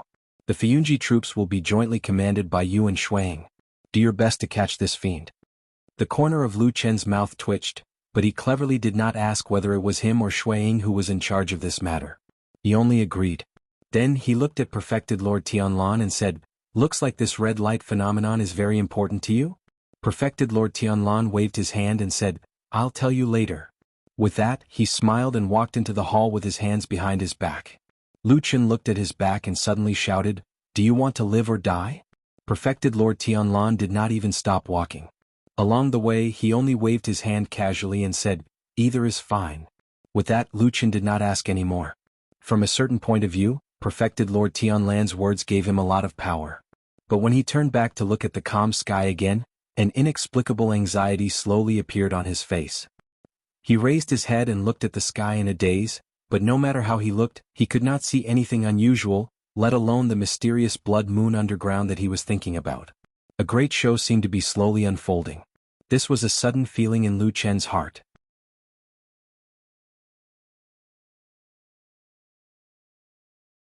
Chapter 509. At a certain time during the day, the originally quiet Celestial Dragon Mountain, or more precisely, this area of Fuyunji's territory, suddenly erupted into a commotion. Orders were sent out from the Floating Clouds Division's main hall. They were quickly sent out in all directions by the nimble people. Then, in a short period of time, more people began to gather from different places, like a stone smashing into the water and creating ripples. At this moment there were already many people in the main hall. Most of them stood quietly and solemnly at the side. At the center of the symbol of power, Shuang and Lu Qin stood side by side. Some distance away from them, Old Ma and Qinhe also stood there waiting for orders. Different from the people around them who faintly revealed a bit of killing intent, Shuang and Lu Qin's faces looked relatively calm, as if they did not feel that what was about to happen was some earth-shattering event. At least they looked much calmer than the others. Shui Ying's gaze swept across the main hall, intentionally or unintentionally looking at Chen He's face. Then, without turning her head, she only lowered her voice and said in a voice that only Lu Chen beside her could hear, "Look, that Chen He seems a little excited." Lu Chen glanced over there, his expression also unchanging. He said, "There's nothing strange about it. When he first came to our side, his biggest capital was to think that he could help us capture Elder Gue. In the end, after so long, the evil cult has caught many spies, but the biggest one has never been seen. It's only right that he is a little anxious." Shuang suddenly smiled and said, "Right now, the person who wants Elder Gue dead the most is probably him. Maybe right now, his mood is even more anxious than our Fiyunji." Lu Chen's gaze swept over there, and as expected, he saw Chen He standing there. Although at first there did not seem to be anything wrong, after careful observation, one could see that he seemed to subconsciously clench his fists. His gaze was sharp, and he occasionally glanced outside the main hall, as if he was very anxious, hoping that the people gathered here would arrive as soon as possible so that they could do that important thing. Lu Chen retracted his gaze, shook his head slightly and said nothing more. However, both Lu Chen and Shui Ying's attention had been placed on Chen He earlier. Hence, they could tell that there was something strange about Chen He's expression. However, the two of them did not notice that the person standing beside Chen He had also turned his head around at this moment. Although his expression was the same, his eyes were a little strange as he looked at the two of them, who represented status and power in the crowd. Because they were too familiar with each other, people would always subconsciously ignore the people around them, always thinking that they would be the same as before and nothing would change. Perhaps it was because of the many experiences they had in the past, and perhaps it was because of the trust that came from the bottom of their hearts that they would not think too much. It is as if we always think that our friend will always be there for us, as if it is only natural that he or she should be there for all eternity. Even the greatest and most meticulous person would often be like this. Lu Chen's gaze shifted away. He saw that more and more people were entering the Great Hall. Other than Fiyunji's troops, the group of experts dispatched from the Kunlun party had also been called over. He quickly saw Su Qingjun in the crowd. Coincidentally, that woman was also looking in his direction. Lu Chen revealed a trace of a smile, nodded at Su Qingjun and smiled. Unexpectedly, not only did Su Qingjun not smile back, she looked at him with a complicated expression. Her expression was cold, and after a moment she turned her head away without any reaction as if she did not see him. Lu Chen was startled. He thought, is she angry? But I did not provoke her recently, or is it because something happened to Su Qingjun before and she is unhappy? Seeing that almost everyone had arrived, Shuang glanced at Lu Chen, a trace of inquiry in her eyes. Lu Chen smiled, took half a step back and at the same time made a modest gesture. Shuang smiled slightly and did not decline again. She took a step forward. This time, she immediately attracted the attention of everyone in the Great Hall. The few whispers that were originally there immediately quieted down. Today we are going to do something big, Shuang said straightforwardly. Under the continuous pressure of Fiyunji and Zheng Xianming, in the process of almost non-stop sweeping and exterminating the hidden spies of the evil cult, the people who stood in the light and absolute power could not understand the despair of those who were constantly being pressured, hearing from time to time that their companions around them had died, and having a dark and lifeless future. Despair made people feel pain, it made people crazy, and it also made people have no way out. Even if they once had the most unwavering determination, it was possible for them to collapse at the last moment. This kind of thing happened. Among the last remnants of the evil cult, there were finally people who could not endure it in their hearts, and secretly sought refuge with Fiyunji. Then, like all the traitors in the world, they needed a presentable gift, a proof of allegiance. This proof of allegiance was quickly delivered to Shuang and Lu Chen. It was a piece of news. The traitor of the evil cult clearly pointed out that there was a very important, illustrious, but extremely mysterious high-ranking figure of the evil cult, who had been secretly arranged to hide in a secret place in a certain immortal city some time ago. And the reason why this traitor knew was because that place was the meaning of his existence.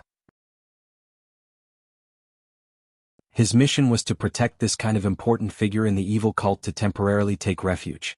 But now, this guardian of the refuge suddenly came to his senses, and felt that he had taken the wrong path in the past, and believed in the wrong person and the evil cult. Everything was the fault of the evil cult and that hateful elder ghost. Fuck the divine tree, fuck the myths and legends of unifying the three realms, they were all lies. I want to live. He did not know the identity of this important figure.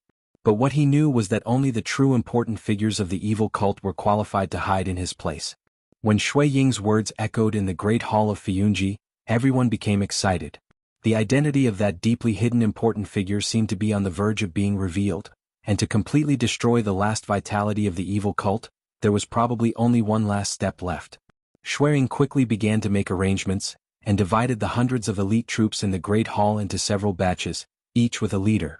At the same time, the troops were made up of 10 people, and with an abnormally firm attitude, she explained that the 10 people in each team would supervise the operation together, and if anyone dared to leave the team alone or did anything to report to the outside, they would be immediately arrested and given the right to kill them on the spot.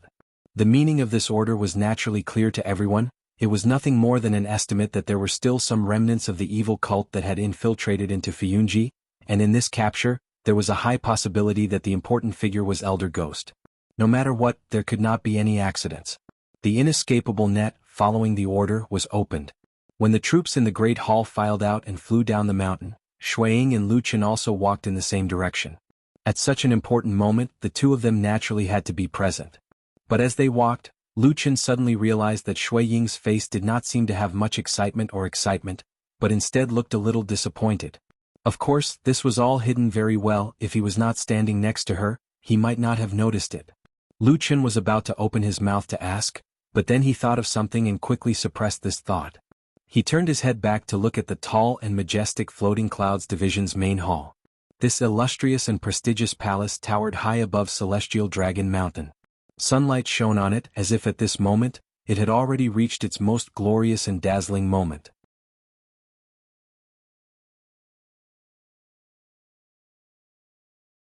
Chapter 5:10. When going down the mountain, Qin and the team looked a little nervous, seemed to be both excited and agitated and also a little anxious. He found Lu Qin, pulled him aside, lowered his voice and asked Lu Qin, "Will Supreme Tianlan come to today's arrest?" Lu Qin frowned, glanced at Qin. His expression was a little strange. Qin hurriedly shook his head and said, "Don't misunderstand, I have no other meaning. Since I have already decided to rely on a mortal alliance, I naturally know what to do. But..." He suddenly stopped, looked left and right and then approached Lu Qin, said in a low voice, "But today's matter is really important. If that person is really Elder Gue, we must not make a mistake, otherwise, it will be very difficult to find such a good opportunity next time." Lu Qin was silent for a moment, said, "You don't have confidence in Fiyunji's people?" Qin smiled bitterly and said, "Of course not. Fiyunji has been fighting with the evil cult for so many years, of course I know how powerful they are. But you also know, Elder Ghost is the last remaining master of the evil faction and for many years he has always been mysterious and unfathomable. Even though I have been his messenger for many years, I have never been able to find out his background. For such a person, his cultivation realm, Dao skills and supernatural powers, are almost unpredictable." He paused again, said softly, "But if that Elder Gue has some secret means, or if he has secretly cultivated, his cultivation is extremely high, even reaching the level of deity stage, then it will be troublesome. Even if we can suppress him with so many people, we will either suffer heavy casualties or risk of him escaping if we are not careful. But if there is Supreme Tianlan in charge, the situation will be completely different." These words were reasonable and Lu Qin couldn't refute them for a moment. However, he didn't immediately agree or answer Qin. Instead, after thinking for a moment, he said, "What you said does make some sense. However, my master is an elusive person, and his whereabouts are unfathomable. Although the various arrangements for today's matter were made by the Floating Clouds Agency, it is only natural that he is aware of it. However, I do not know whether he will come later or whether he will observe from the shadows." Qin was silent, probably understood something, then nodded to Lu Qin and walked forward. Lu Qin looked at his back, frowned slightly, after a while also continued to walk. To carry out such an important arrest, of course it was impossible to swagger through the streets with a large group of people, and then arrogantly stroll to other people's door and knock. Even if you were strong and had an absolute advantage, this kind of behavior was not awe-inspiring, but would be called retarded. Before going down the mountain, this group of elite people dispersed silently, like water droplets converging into the vast ocean. In the blink of an eye, no trace could be found. However, under the calm sea, there were countless undercurrents that were closing in on the same target from all directions. Lu Qin and the other large group separated, walking on the streets of the immortal city, he looked inconspicuous, like an ordinary person. Just as he walked near the long street where the explosion had happened before, a series of footsteps sounded behind him. He turned his head to take a look and found that it was old Ma rushing over, walked to his side and walked side by side with him. The two of them often walked in and out together, so they were not afraid of revealing their whereabouts. Lu Qin nodded to greet him and old Ma also smiled. "Are you nervous? After all, that is the last big head." Old Ma asked. Lu Qin thought for a moment but smiled and said, "It's all right. You don't say. I have never thought about this before, but after you mentioned it I found that I really don't feel excited. Probably because the evil faction is too weak, we don't really care about it anymore." Old Ma was a little emotional, sighed a few times and said, "How many years has it been? In the early years, I always felt that the evil faction was still a huge monster, the mortal enemy of our good faction. To defeat them was extremely difficult, and we don't know how much blood and lives had to be sacrificed, but in the end, today it has become like this." Lu Qin lightly said, "Things are always done by people. If they did not do those things in the past, they would not have become like this so quickly." Old Ma was silent for a moment, then smiled and nodded and said, "You are right." The two of them walked through the long street, passing by the place that was blown to pieces, and there was only a big pit, and it was also tightly surrounded by many layers of cloth. Looking at the guards outside, Lu Qin and old Ma both took a few steps to the side, and stayed away from that place. "Recently, I have been too busy to come here, and I thought that this place should have been filled up. Why is it still like this?"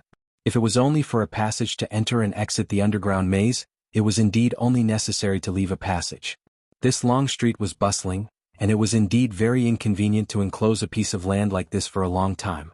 Standing beside Lu Qin, old Ma glanced over there and then whispered, "I know this. I heard that not only did they not reduce the number of guards, but they also seem to have increased the number of people recently, and the defense seems to be impenetrable.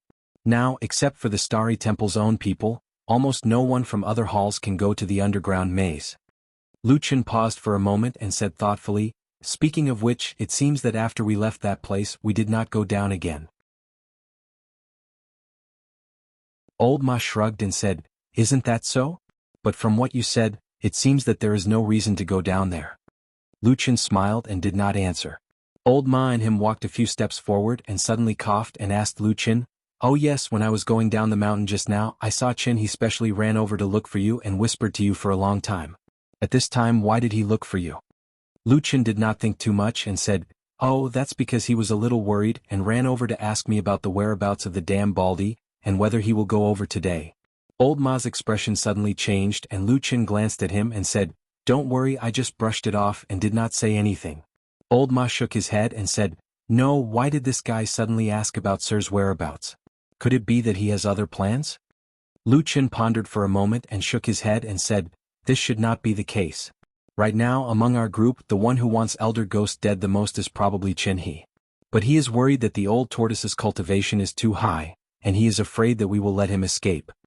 Old Ma nodded and then said with some disdain, "He thinks too much." Lu Qin also smiled and turned his head. Seeing that they were unknowingly about to cross the long street, he suddenly thought of something, and suddenly raised his head to look at the sky above his head, and then turned back to look at the place that was tightly surrounded by cloth. Suddenly, Lu Qin was startled and saw that above the ground that was surrounded by the cloth, there was suddenly an inconspicuous auspicious cloud floating over, and then quietly landed, disappearing into the depths of the heavy cloth, and in a blink of an eye, disappeared without a trace. Who was that?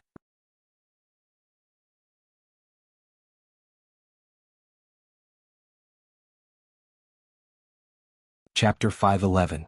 Unlike the scene of many Starry Hall's disciples bustling about in the underground maze a while ago, this huge underground city was still shrouded in a strange blood-red light, but almost no one could be seen as far as the eye could see.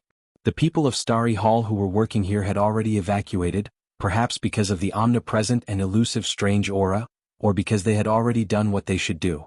In the huge underground city, many tall buildings stood silently. They were empty, but they seemed to be quietly waiting for their owners to return at some point in time. A tall and burly figure appeared in this huge underground cave and walked into the long street of the underground city. When the light from the blood moon in the sky shone on his head, it would occasionally refract a strange halo. Starry Hall had already sealed this place and did not allow outsiders to enter or leave. Even most of the other halls in Zhangxianming were the same. However, perfected Lord Tianlan was an exception.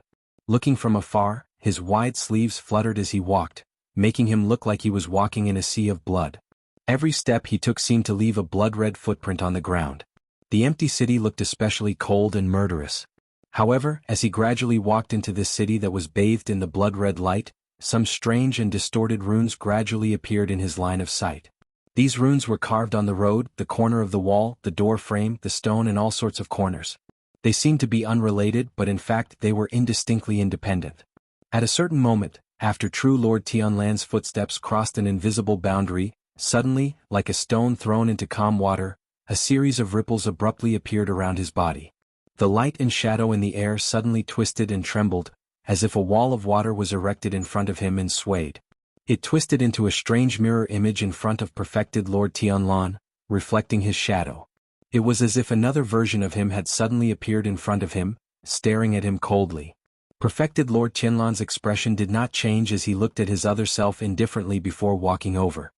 His body passed through the figure and continued forward without a sound. The figure actually turned around and looked at his back. Then it began to tremble and gradually dissipated into the air. The surroundings were silent, as if it had suddenly quietened down. Actually, after the Starry Hall disciples left, there was basically no sound in this underground cave. It was very quiet. However, when one was inside, there would more or less be some sounds, for example, the sound of unknown insects in certain corners, or the sound of wind drifting from the corner of a certain cave entrance. However, after crossing that invisible line, all the sounds in the city suddenly disappeared.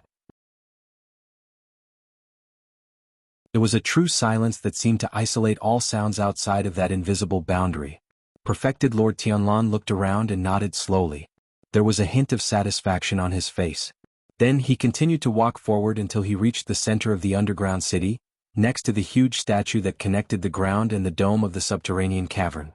Perfected Lord Guyu of the Starry Hall was sitting here a few times before. The two of them would chat when they met. However, it was rare that even perfected Lord Guyu was not around this time. It could be considered as truly empty. Perfected Lord Tianlan pondered for a moment. His gaze fell on the spot where perfected Lord Guyu usually meditated. After a while he walked over and stood there. Everything seemed to be the same. The only difference was that he was a little closer to the statue. After a while, when perfected Lord Tianlan looked up at the sky, he soon realized that when he looked at the blood moon from this position, he seemed to be able to see a gap in the red light around the blood moon. In that gap, the blood moon seemed to be rotating slowly. In the past, there were no gaps around the blood moon at all. This place was clearly something that had appeared not long ago. Perfected Lord Tianlan smiled and did not seem to be too bothered. Then he walked to the side of the statue and reached out his thick and broad palm to press on it. It was ice cold. The statue did not move. But after a while, something seemed to throb behind the stone. Then a terrifying aura suddenly rushed out from the depths of the statue. The aura was ferocious, and the number seemed to be unbelievably large. It was as if there were tens of thousands of evil spirits imprisoned in this huge statue. Then, at this moment, they suddenly felt the aura of the flesh and blood of a living person, and immediately surged out like raging waves. The statue remained motionless, as if all the movements had nothing to do with it. However, in the depths of the stone, a terrifying roar seemed to come from the depths of the netherworld. Wave after wave, endlessly, crazily rushed towards perfected Lord Tianlan. Thud, thud, thud, a strange and deep sound slowly rang out. It was originally extremely soft and almost inaudible to ordinary people. However, in the middle of this extremely quiet underground city, it was exceptionally clear and made one's hair stand on end. However, there was no fear on perfected Lord Tianlan's face. He even looked at the stone surface of the huge statue in front of him with a look of disdain. He slowly raised his hand and gradually left the stone surface. As if sensing that the warm aura of flesh and blood was gradually leaving, the strange voices behind the stone suddenly became agitated. All sorts of strange, mournful and terrifying roars rose and fell, shouting at the top of their lungs. However, they were imprisoned by the stone and all their desires were destined to turn into nothingness. The hand left the stone surface. Wong. Like a string suddenly hitting a high note, all the noise suddenly disappeared as if it had never existed in the first place. The statue was still a statue and the stone surface was still a stone. There was no change and no strange things appeared again. Perfected Lord Tianlan looked down indifferently. His gaze landed on the place where the statue was deeply buried in the ground. A pondering expression appeared on his face as he raised his head to look at the blood moon above his head. In the end, he suddenly let out a soft sigh and muttered to himself, "It should be soon. There's only one last step left." Before he finished speaking, perfected Lord Tianlan's body suddenly paused and he raised his eyebrows. He instantly turned around and his eyes were cold and bright. An indescribable aura suddenly surged in all directions like a huge flood. At that moment, even the omnipresent blood-red light seemed to avoid this burly figure. Then the surroundings became silent. There was no sound at all and no trace of anyone. However, perfected Lord Tianlan's eyes, which were as deep as the night, were rippling as he coldly swept his gaze across the surroundings. After a while, his gaze slowly stopped at a house near the city. As the light floated, it passed through the doors and windows, the courtyard, the empty corridors, the stone paths, the wasteland, and then a deep well that had long dried up. A dark shadow was hiding in the depths of the well. There was no warmth or aura from its body. It was like a natural stone that silently stayed in the darkness. Everything happened just now. When the terrifying and strange aura from the statue appeared and disappeared in an instant, his heart beat slightly faster. In the distance, perfected Lord Tianlan stared at the house and frowned.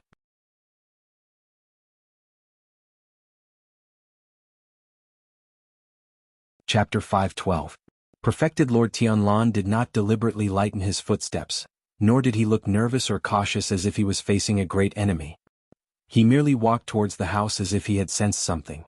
He walked calmly, naturally, calmly and confidently, as if he was completely fearless, as if there was nothing in this world that was worthy of his scruples, even if he was in this desolate underground labyrinth, even if the scene of thousands of ghosts roaring had just happened not long ago. He looked as if he did not believe in heaven and earth, did not respect ghosts and gods and despised fate. He only cared about himself and believed in his own strength. That was why he didn't even bother to lighten his footsteps or disguise himself. He just walked straight into the empty mansion with a wave of his wide robe sleeves. The house that was shrouded by the red light of the blood moon had a strange color. At first glance, it even looked as if the walls and house were slowly oozing blood. If a timid person were to come here, he would probably be scared to death. However, to perfected Lord Tianlan, these were, of course, meaningless illusions. There was not even the slightest ripple in his eyes as he calmly swept his gaze across the surroundings and observed the house. Under the red light, it was as silent as the outside. There was no sound at all. The extremely faint movement that had suddenly appeared at a certain moment earlier had naturally disappeared without a trace. In retrospect, that extremely faint movement that could not even be considered a sound was more likely just a momentary trance or a momentary illusion. Perfected Lord Tianlan frowned as he stood at the entrance of the house, quietly looking at every corner of the house as if he was lost in thought. At the same time, in the deserted backyard of the house, at the bottom of the dry well, where darkness shrouded, that black figure seemed to have completely turned into a lifeless stone, sitting motionlessly against the wall. There was no warmth, no breath, and no heartbeat. He did not even look like a dead person, but rather a stone that was as good as new. Perfected Lord Tianlan stood at the entrance for a long time, but still did not take any further action. It seemed that he was not sure what had happened just now, or perhaps he had only suddenly sensed a slight movement in the direction of the house, but after he came over, all the movements had disappeared. So, was it an illusion or did it really exist? Perfected Lord Tianlan's eyes shone brightly as he continued to scan the mansion. The invisible yet fearsome aura emanating from his body seemed to seep into every corner of the mansion. A moment later, he suddenly strode forward and walked into the house. In the dark well, the black shadow that had almost completely fallen into a deathly stillness raised its head slightly in the darkness. There seemed to be a strange light flickering in the darkness. He looked a little nervous. Peng peng, the footsteps were neither fast nor hurried as they steadily and forcefully stepped on the ground. Although there wasn't any great commotion, the figure in the darkness could clearly feel that some of the creatures living in the darkness in the depths of the soil beneath him, the little bugs and monsters that were far away from the surface and had never seen light their entire lives, were all fleeing in all directions, desperately trying to leave this place. A gust of wind suddenly blew past this place. There was almost no wind here. The figure in the darkness seemed to sense something and slowly raised his head. He looked up and vaguely saw a tall and burly figure suddenly appear near the mouth of the well. The light of the blood moon shone down from above, casting a black shadow on perfected Lord Tianlan's broad body and shrouding the mouth of the well. Perfected Lord Tianlan stopped in his tracks. This was the first time he had stopped walking from the front hall to the backyard. It was a desolate scene around him. Apart from himself, there seemed to be no other signs of life. There was nothing out of the ordinary. Everything seemed to be silent, empty and lifeless. After a moment, perfected Lord Tianlan's gaze swept across all the corners of the place. Then he frowned slightly and his gaze landed on the last corner, that dry well. The large group of people from Fuyunji split up and snuck into the ocean-like immortal city. Then 2 hours later, they quietly gathered from all directions and appeared outside a large mansion in the Vermilion Bird district of the immortal city. Without a sound, they dispersed all the irrelevant people in the surroundings and suppressed all the abnormal noises. It was said that in the past there was a lame joke in the immortal city. It was said that the name of Zhengxianming Fuyunji could stop children from crying at night. This was used to make fun of the devil sect demons in the immortal city for hiding like children. However, based on today's performance, even if the name of Fuyunji didn't make everyone fearful, it at least made most people revere them. Almost everyone cooperated and left. Thus, in silence, the people from Fuyunji surrounded this place. On the long street outside the mansion, Lu Qin and Old Ma stood side by side.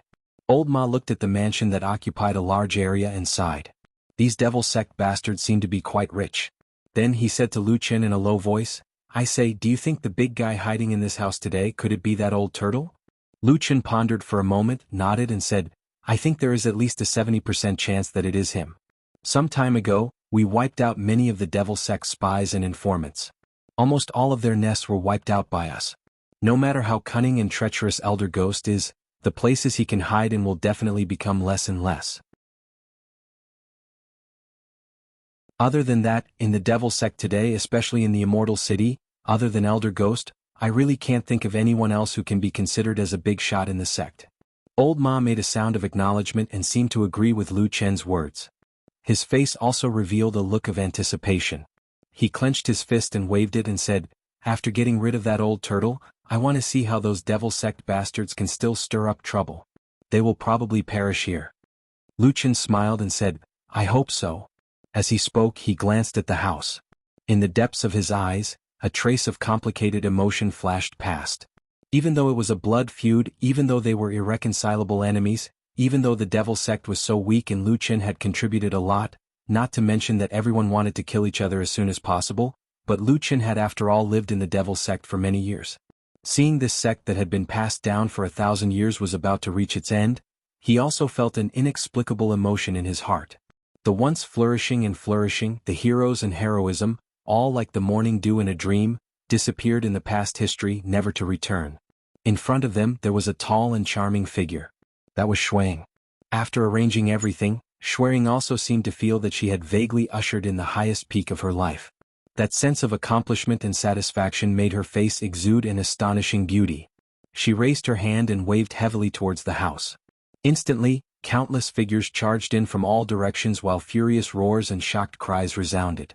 After a short moment, miserable and shrill cries pierced through the tranquility of the city, and they reverberated throughout the bright world, causing the clear sky to be covered in a layer of blood-red shadows.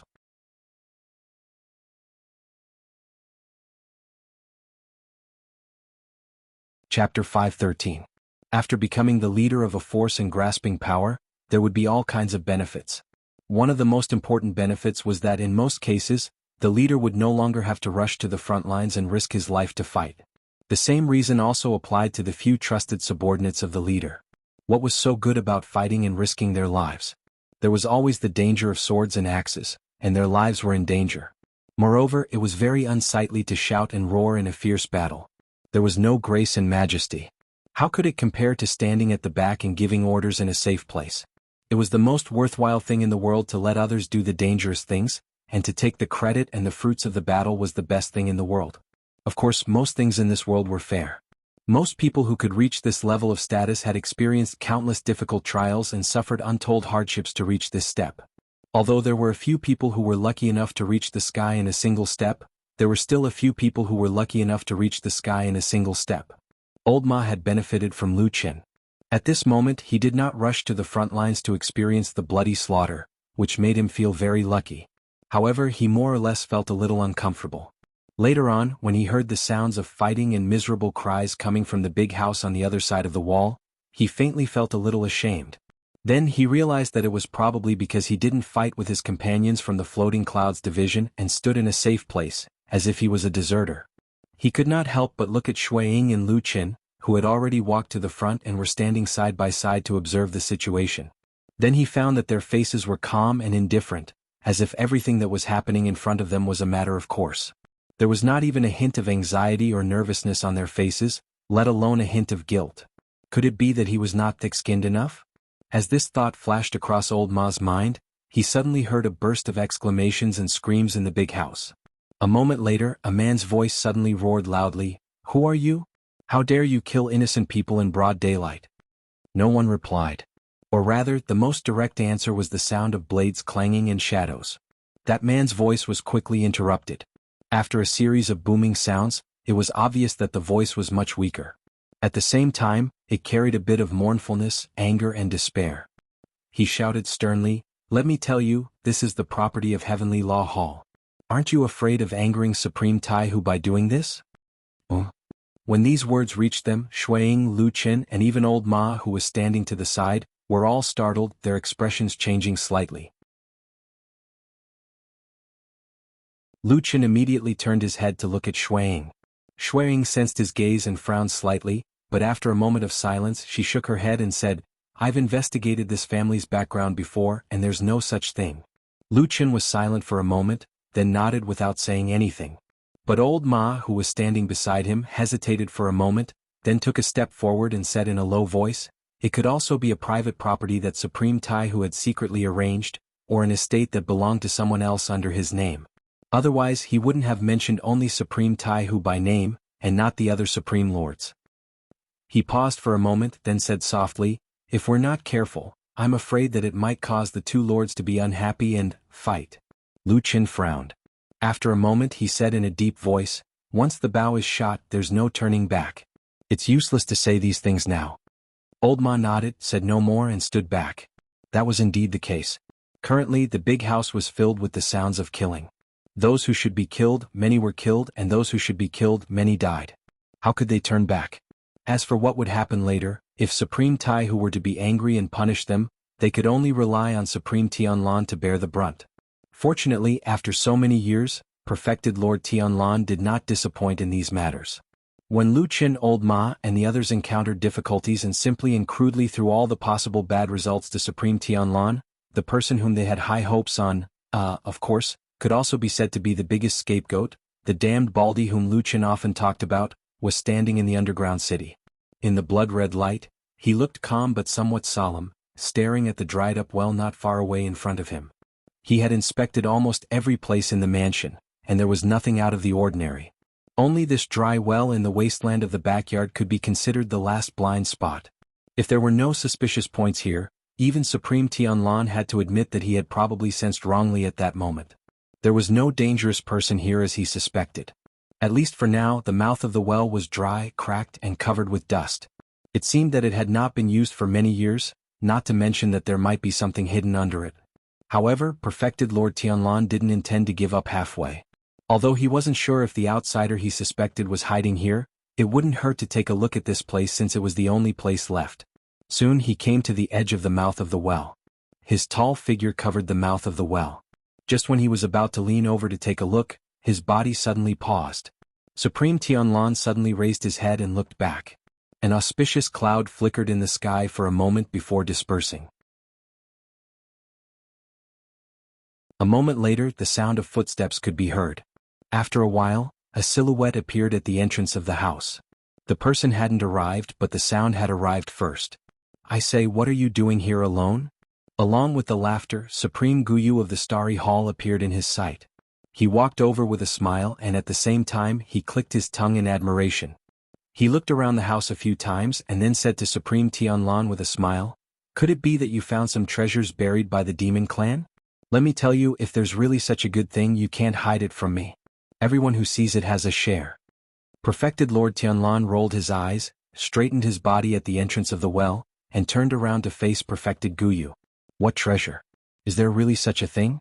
Your subordinates have almost turned this place upside down these days. What can't they find?" Perfected Lord Tianlan rolled his eyes. Supreme Guyu did not refute and said with a smile, Maybe their cultivation is too low and they can't find the hidden treasure. Perfected Lord Tianlan scoffed and took 2 steps towards him with his hands clasped behind his back.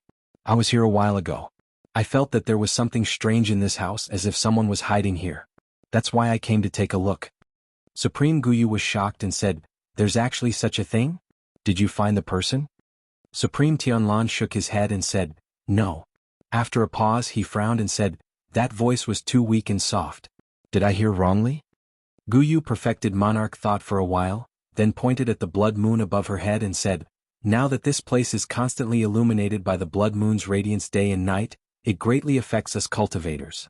Perhaps you are also affected by the blood moon, that's why you made a mistake?" Supreme Tianlan hesitated for a while and then nodded slowly. He said, "What you said seems to make some sense." Supreme Guyu smiled and made an inviting gesture. The 2 of them walked out side by side. At the same time Supreme Guyu said, "When I came here today I saw your subordinates from Fuyunji gathering and going down the mountain. It seems like they're going to do something big?" Supreme Tianlan looked at him and nodded. He said, "Yes, they told me that they're going to capture that Elder Gue and bring him to me today."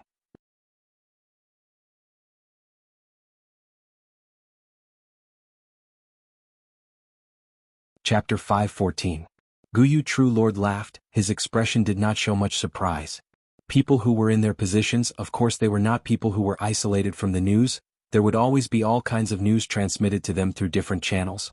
As to the degree of truth and falsehood and how to make use of it, it was up to these bigwigs themselves to choose.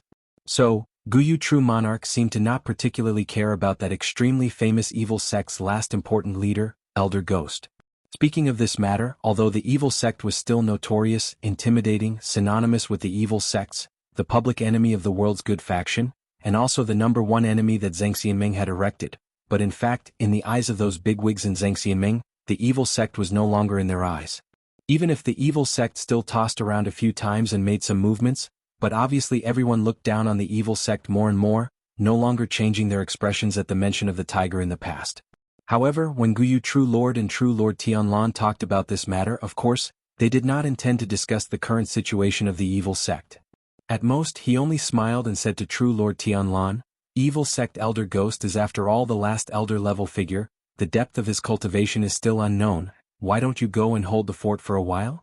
True Lord Tianlan said indifferently, "That old tortoise has been lurking in the immortal city for tens of years and did not dare to show his head, cowering all day long, what future can he have? I don't believe that a true lord who has cultivated to deity transformation realm would be so cowardly. Since that's the case, this person is not to be feared." Guyu True Lord nodded, seemed to agree with True Lord Tianlan's words. He sighed and said, "Indeed so, thinking back to the past, although the evil sect was ferocious at its peak, but in the sect, there were indeed many outstanding geniuses. Who would have thought that today the descendants are really so unbearable?" True Lord Tianlan disdainfully smiled and said, "Now in the evil sect it's just incompetent people, but in the first 10 to 20 years, there were Yun Zhongyang and a few other old men who could look after it. It could be considered as barely maintaining the situation. Who do these people think they are?" Guyu Perfected Monarch laughed. "Speaking of this, weren't those old men still killed by you in the end? Back then when I heard about this matter, I really sucked in a breath of cold air. The shadow you sent out was really amazing. He was so patient and tenacious, and his final strike was even more ruthless. It wouldn't be an exaggeration to say that he changed the situation with a single sword strike." When he spoke up to hear, he shook his head and sighed. "At that time, I was thinking that if there really is such a person hiding by my side and not giving himself away for 10 years, then I'm afraid I won't be able to escape this sword from the back at the critical moment. Tao techniques, divine arts, and perfected monarchs are nothing in front of such a terrifying assassin." Perfected Lord Tianlan raised his brows slightly and smiled with a calm expression. "Brother Guyu, you must be joking. We're people who have cultivated to the soul formation realm after all. How can we be so easily schemed against? Even if it's his trusted aide, it won't be easy for him to succeed." Perfected Lord Guyu laughed and then waved his hand. "Speaking of which, where did the 2 of us go?" Let's not talk about it anymore. Alright, I actually came over to talk to you about another matter. It's related to the Elder Gue that your subordinates are chasing today. However, it has nothing to do with the fiend cult. Is that mansion?" Perfected Lord Tianlan was slightly surprised. "What about that mansion? Is there a problem?" Perfected Lord Guyu hesitated for a moment. I've also heard some news. After thinking about it, I'll tell you about it. Today you guys went to surround that mansion. On the surface, it's obviously unrelated people. However, in reality, the owner might be the adopted daughter of Heavenly Law Hall's perfected Lord Tiehu, Song Wenji. Perfected Lord Tianlan was clearly startled. He didn't expect perfected Lord Guyu to actually say this. And perfected Lord Guyu saw perfected Lord Tianlan's surprised expression. After a moment of silence, he also revealed a trace of a bitter smile. You're quite surprised too, right? Not to mention you, when I first heard about this, I was also a little stunned. For so many years, old Tiehu has always thought of himself as a virtuous person. Normally he is also very strict with others and himself. Logically speaking, even if he dotes on this adopted daughter very much, he shouldn't have given her. Perfected Lord Guyu thought for a moment.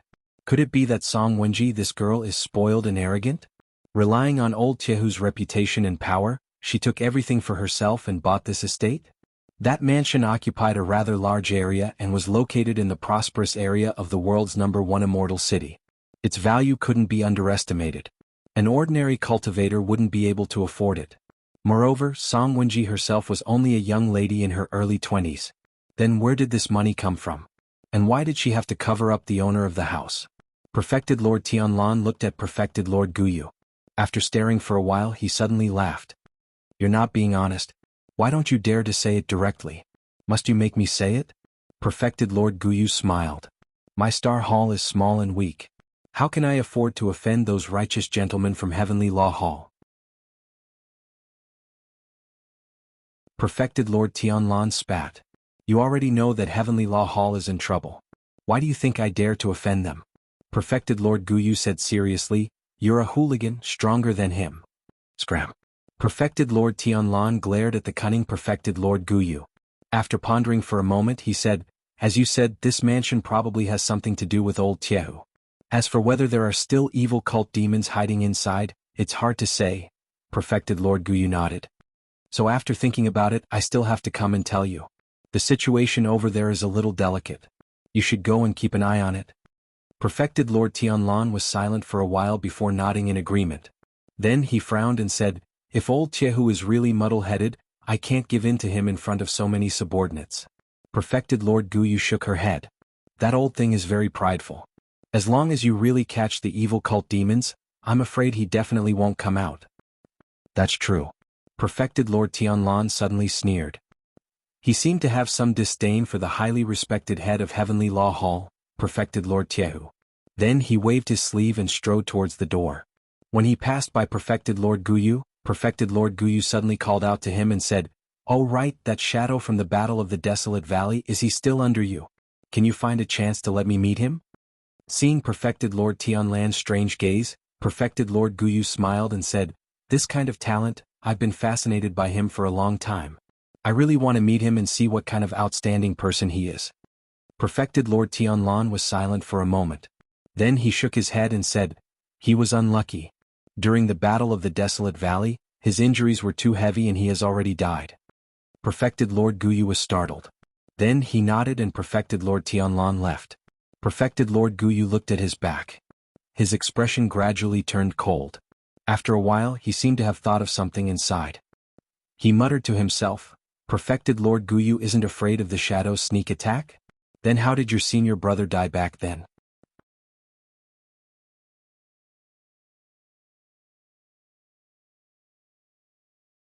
Chapter 515. Was there any secret collusion between the Tiehu immortal of the Heavenly Law Hall and the Devil Cult? Most people in the world probably didn't believe it. To be honest, even Perfected Lord Tianlan himself didn't think it was possible. Although there was an old saying that one could not know a man's heart from his face, and Tianlan, who was also a deity transformation stage lord and had great influence in Zhangxianming, actually knew some secrets about Tiehu immortal that outsiders did not know. But even so, Lord Tianlan did not think that the old Tiehu would be so stupid. Because it was not worth it and there was no need for it. Before the rise of Lord Tianlan, Tiehu immortal could be regarded as a leading figure in Zhangxianming. His fame, reputation and strength were second to none. In addition, he had painstakingly maintained an upright image for many years, and had always been respected by the righteous cultivators in the world. At that time, it was not an exaggeration to say that he was respected by the whole world. However, talented people emerged in every generation. After true Lord Tianlan, who was much younger than him, entered the union of true immortals, he changed his image of a deity realm true lord who had been calm and steady for many years.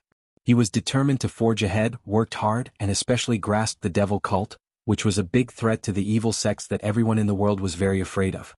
He launched an unusually high-profile and fierce war and became the leader of the pro-war faction in the Union of True Immortals, which was a huge organization and quickly expanded his strength. He also established Fiyunji, recruited masters and acted fiercely. He was unscrupulous in promoting talents to the devil cult, and catered to the wishes of a large number of young cultivators. He formed a sharp contrast with the other calm and prudent old immortals in Zhengxianmeng. Because of this, his power grew rapidly and the more he fought, the stronger he became. In the end, he suppressed the devil cult outside and subdued many halls inside, and became the new leader of the Zhengxianmeng generation in one fell swoop. Such a talented and bold man attracted the admiration and respect of many young people. However, at the same time he also attracted the disdain and dissatisfaction of the older generation. Among them, the discord between Immortal Tai Hu and Immortal Tianlan was a secret known by everyone in Sky Dragon Mountain. Of course, they were all bigwigs with high status, so they had to keep up appearances. For example, when Immortal Tiehu held a ceremony to accept Lu Chen as his disciple previously, Immortal Tiehu still came. However, even though the two of them were secretly at odds with each other, and the house at the foot of the mountain was rumored to be related to Immortal Tiehu, but when true Lord Tianlan saw the house that was embroiled in a fierce battle from afar, he still did not believe that Immortal Tiehu would really betray the good faction and collude with the evil cult. If the old man had such a thought, he would have discovered it long ago and used it as an excuse to put him to death. Indifferently and calmly, true Lord Tianlan thought about the various means of the other divine transformation stage true lord. Suddenly, as if he had sensed something, he raised his head and glanced at the sky. The weather was fine today. There were clouds in the sky, but the clouds were a little thick. He stared at the thickest part of the clouds and frowned. The faces of Xueying and Lu Chen did not look too good. In any case, offending a divine transformation stage true lord, even if it was unintentional, was a heavy psychological burden for ordinary cultivators. For many years, the status of divine transformation stage true lords in the vast cultivation world of the divine land had long been like that of a god, high above the masses and revered by tens of thousands of people. If at this time the old divine transformation stage true lord of Heaven's Law Hall suddenly arrived, flew into a rage and even started a massacre, and the big backer behind Fiyunji did not arrive in time, then the situation would become very ugly and very dangerous. And the most troublesome thing was that everyone was in the Zhengxianmeng system. There were almost no powerful means to restrict this kind of big shot. The most effective way was of course to have another divine transformation stage true lord come forward to confront him. This was also the reason why, for many years, in such a huge organization like Zhengxianmeng, there were all kinds of mountain factions, but in the end almost all of them belonged to the forces of a few divine transformation stage true lords. Therefore, at this moment what these two people were most concerned about was whether or not there were people from the evil cult in this house. If they caught the evil cult demon, then everything could be easily solved. The evidence was right there. Even Tai Hu true lord could not say much, and instead had to spend effort to exonerate himself. It should be known that Fiyunji was not a small hall without a backer. Behind it stood the current number one person in Zhengxianmeng, Tianlan true lord. Xueying had already passed down the order to tighten up the encirclement. No one must be allowed to escape.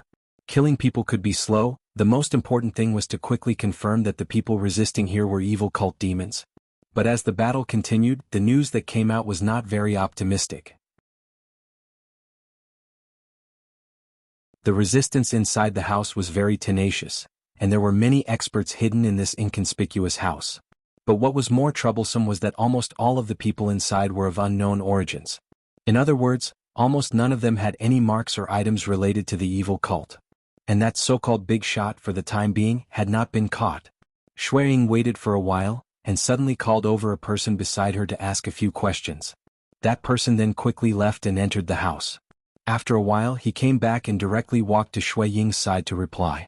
Xueying had no intention of hiding from Lu Chen, so that person did not lower his voice, so that Lu Chen and old Ma beside him could hear his words. Actually, his reply was not complicated. He only told Xueying that Chen he was still here, and that he was indeed with the main force and was charging at the forefront.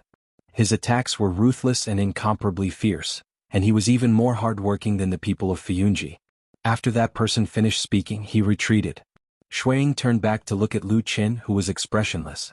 Instead, it was old Ma who smiled and with some intention of smoothing things over said, "That's not bad, at least it seems that Qin he is not a problem. Let's see if we can catch that elder Gui later. I don't think it will be a big problem." Shuang frowned and said, "Let's talk about it after we catch him." As she said this, she turned back, looking a little impatient. Obviously, the sudden appearance of this matter that might involve true monarch Tiehu made her a little anxious. In comparison, Lu Qin was much calmer. At the same time, they heard the sounds of fighting in the house becoming louder and louder. It seemed that the battle had reached its most intense point, and the outcome was about to be decided. At this moment, suddenly behind them, on the street that had been cleared by the people of Fiyunji, and on the street where all the unrelated people had been chased away, a figure suddenly appeared. Like a ghost, the figure appeared on the long street and then walked towards them. The three of them turned their heads to look, and then their expressions changed slightly. The person who came was a young and beautiful woman with a charming appearance. It was true monarch Tiehu's adopted daughter, Song Wenji. There were already people chasing after them, and their expressions were stern as if they were about to attack. However, Song Wenji did not even look at the people behind her, and only walked towards Lu Chen's group. Moreover, her gaze only seemed to casually sweep over Shuang and old Ma, and finally stopped on Lu Chen's face. Seeing that the Fiyunji guards chasing behind them were about to catch Song Wenji, Shuang suddenly frowned and then waved her hand. The guards were startled for a moment, and then immediately obeyed and retreated. For a moment, many people on the long street looked over. They saw Song Wenji calmly walk in front of the three people. To be exact, among the three of them, she seemed to only pay attention to Lu Qin. She stood in front of Lu Qin and then looked straight into Lu Chen's eyes.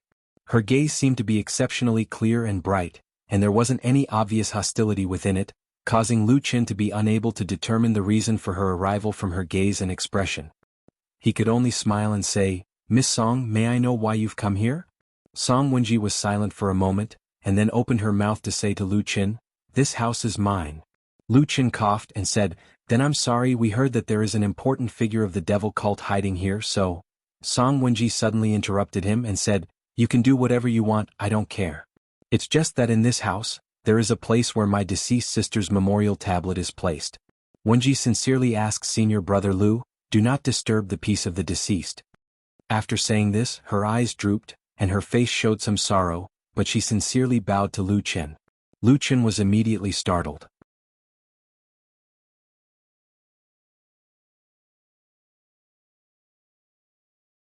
Chapter 5:16. After standing in silence for a moment, Lu Qin did not directly reply to Song Wenji. Instead, he turned back to look at Shuang and old Ma. The two of them had subtle expressions on their faces. Old Ma frowned while Shuang shook her head slightly. She looked a little unhappy. Lu Qin pondered for a moment, then reached out to help Song Wenji up. At this moment, he was so close to her that he could feel Song Wenji's extraordinary charm and beauty. Even someone as determined as him could not help but feel his heart tremble. Perhaps this was the so-called beauty of the world. The closer one was to her, the more they could not help but be attracted?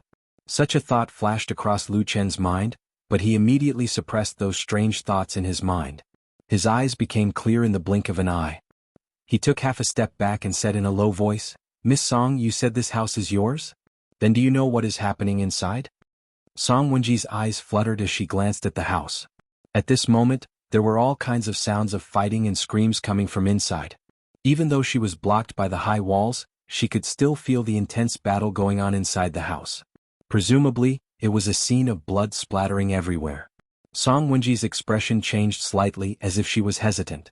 But in the end she still said to Lu Qin, "This matter can't be hidden in the end, so I might as well tell you now. As for you people from Fiyunji." Her voice paused as if she did not know what to say for a moment. Lu Qin sighed in his heart. After staring at this charming woman for a moment, he said, "We received a secret report saying that the remnants of the evil sect, Elder Gui and the others, may be hiding in this house." Shuang and old Ma stood to the side, their gazes also fixed on this woman, waiting to see what kind of reaction she would have after hearing these words. After hearing Lu Chen's words, Song Wenji's gaze dropped, her eyes drifting. It was unknown whether she was looking at the ground in front of her or at Lu Chen's legs. However, the expression on her face did not seem to change, as if what Lu Chen had said just now had no effect on her. After a while, Song Wenji said calmly, Senior Lu, I really do not know about this. I did ask someone to buy this house back then, but because it was a little inconvenient, I hit a corner in the middle. Of course, if you really want to investigate, these things can't be hidden from you, so I don't have anything to hide. But I really have nothing to do with the evil sect. I don't usually live here. I only arrange people to clean it from time to time. If there really are evil sect people inside, then there must be something wrong with the people guarding here. After hearing these words, Shuiying and the others frowned. Shuiying and Qin did not have any intention to speak. However, both Shui and Lu Qin did not say anything and looked at Ying looked. Old Ma was a little helpless, but he could only cough and then said to Song Wenji, "Well, Miss Song, it's like this. Although you just explained it to me, this matter is of great importance and it's really not good to just let it go." "And your explanation," said Song Wenji. "To be honest, it's not easy to explain." Song Wenji's bright eyes flashed. She looked at Old Ma and said, "But what I said is the truth." Old Ma hesitated for a moment, then finally clenched his teeth and said, Qin, I have to ask you something. Please answer me truthfully." Song Wenji saw that he was serious and also became serious. "Please speak. You bought this house, but the money was paid for by your foster father? Was it Tai Hu Supreme who asked you to buy this house?" Song Wenji's expression suddenly changed. A hint of coldness appeared on her face. She did not answer immediately but stared coldly at Old Ma. Old Ma's expression was the same as usual, as if he did not feel anything strange. However, he could faintly feel a trace of bitterness at the corner of his mouth. The atmosphere suddenly became somewhat stiff. For a moment no one spoke. After a while, Song Wenji coldly said, "What do you mean by asking this question?" Old Ma smiled awkwardly and said, "This is something that must be asked. After all, you are Tai Hu Supreme's foster daughter. We have to clarify the relationship between you and him in this matter." Saying this, he couldn't help but add, "No other intention. No other intention would be absurd." The four people present all understood in their hearts that this question was so obvious. The meaning was obvious without asking. However, even though Song Wenji looked incomparably angry, she did not have the intention to act impulsively. She only silently stood there, coldly watching. Finally, she slowly said, "This matter has nothing to do with foster father." Probably this answer was exactly the same as what everyone had guessed she would say. That was why no one revealed any strange expressions. Instead, Lu Qin at this moment suddenly raised his eyebrows. His gaze passed over Song Wenji's shoulder and looked at the distant street. Suddenly, a tall and sturdy figure appeared. That shiny bald head waved at him from afar. After a moment, that person walked into a house by the roadside. Lu Qin hesitated for a moment and then said to Song Wenji, "Miss Song, you don't have to be anxious. We, Fiyunji, are here to capture the evil faction evil people. We will not purposely disturb your sister's memorial tablet. But this matter is of great importance.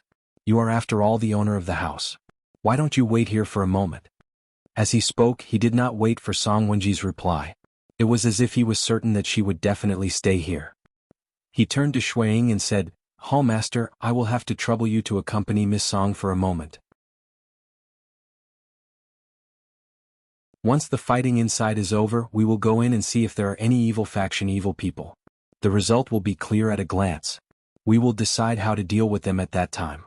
After speaking, he turned to Old Ma and said, "You also wait here. I will be back soon." After speaking, he smiled at Song Wenji and walked straight into the distant street. Shuiying frowned as if somewhat puzzled. She wanted to say something but stopped. Song Wenji's expression changed. The three of them watched as Lu Qin walked into the distance. Then, for no reason, he turned a corner and walked directly into a house by the side of the street. Old Ma was startled and said, "What is he doing there?" Shuiying and Song Wenji did not speak. After a moment, the two women looked at each other and then turned to look at the house together, listening to the sounds of fighting that had already begun to die down. In the distance, Lu Qin pushed open the unlatched door and walked in. He closed the door behind him. The light in the house was somewhat dim. However, two figures could be seen standing in the house. One of them on the left was tall and burly with a shiny skull. Lu Qin glanced at him, then walked forward and bowed, saying, "Master." This person was naturally perfected Lord Tianlan. He smiled and nodded slightly as a form of greeting. Then Lu Qin turned to look at the other side. He saw the old man with white hair and beard standing there calmly. He hesitated for a moment and looked at true Lord Tianlan again. Seeing that there was no strange expression on this damn bald man's face, Lu Qin secretly cursed in his heart. Then, with a respectful smile on his face, he went forward and bowed to the old man saying, "Disciple Lu Qin pays respect to true Lord Tiehu. You're tuning in to the Han Li's Wuxia Chronicles YouTube channel. We're so grateful for your support, and don't forget to subscribe to join us on this incredible journey through captivating stories. Your generosity through donations truly makes a world of difference, as it's the primary source of revenue that allows me to expand and enhance this channel for you. Thank you from the bottom of my heart for being a part of this adventure.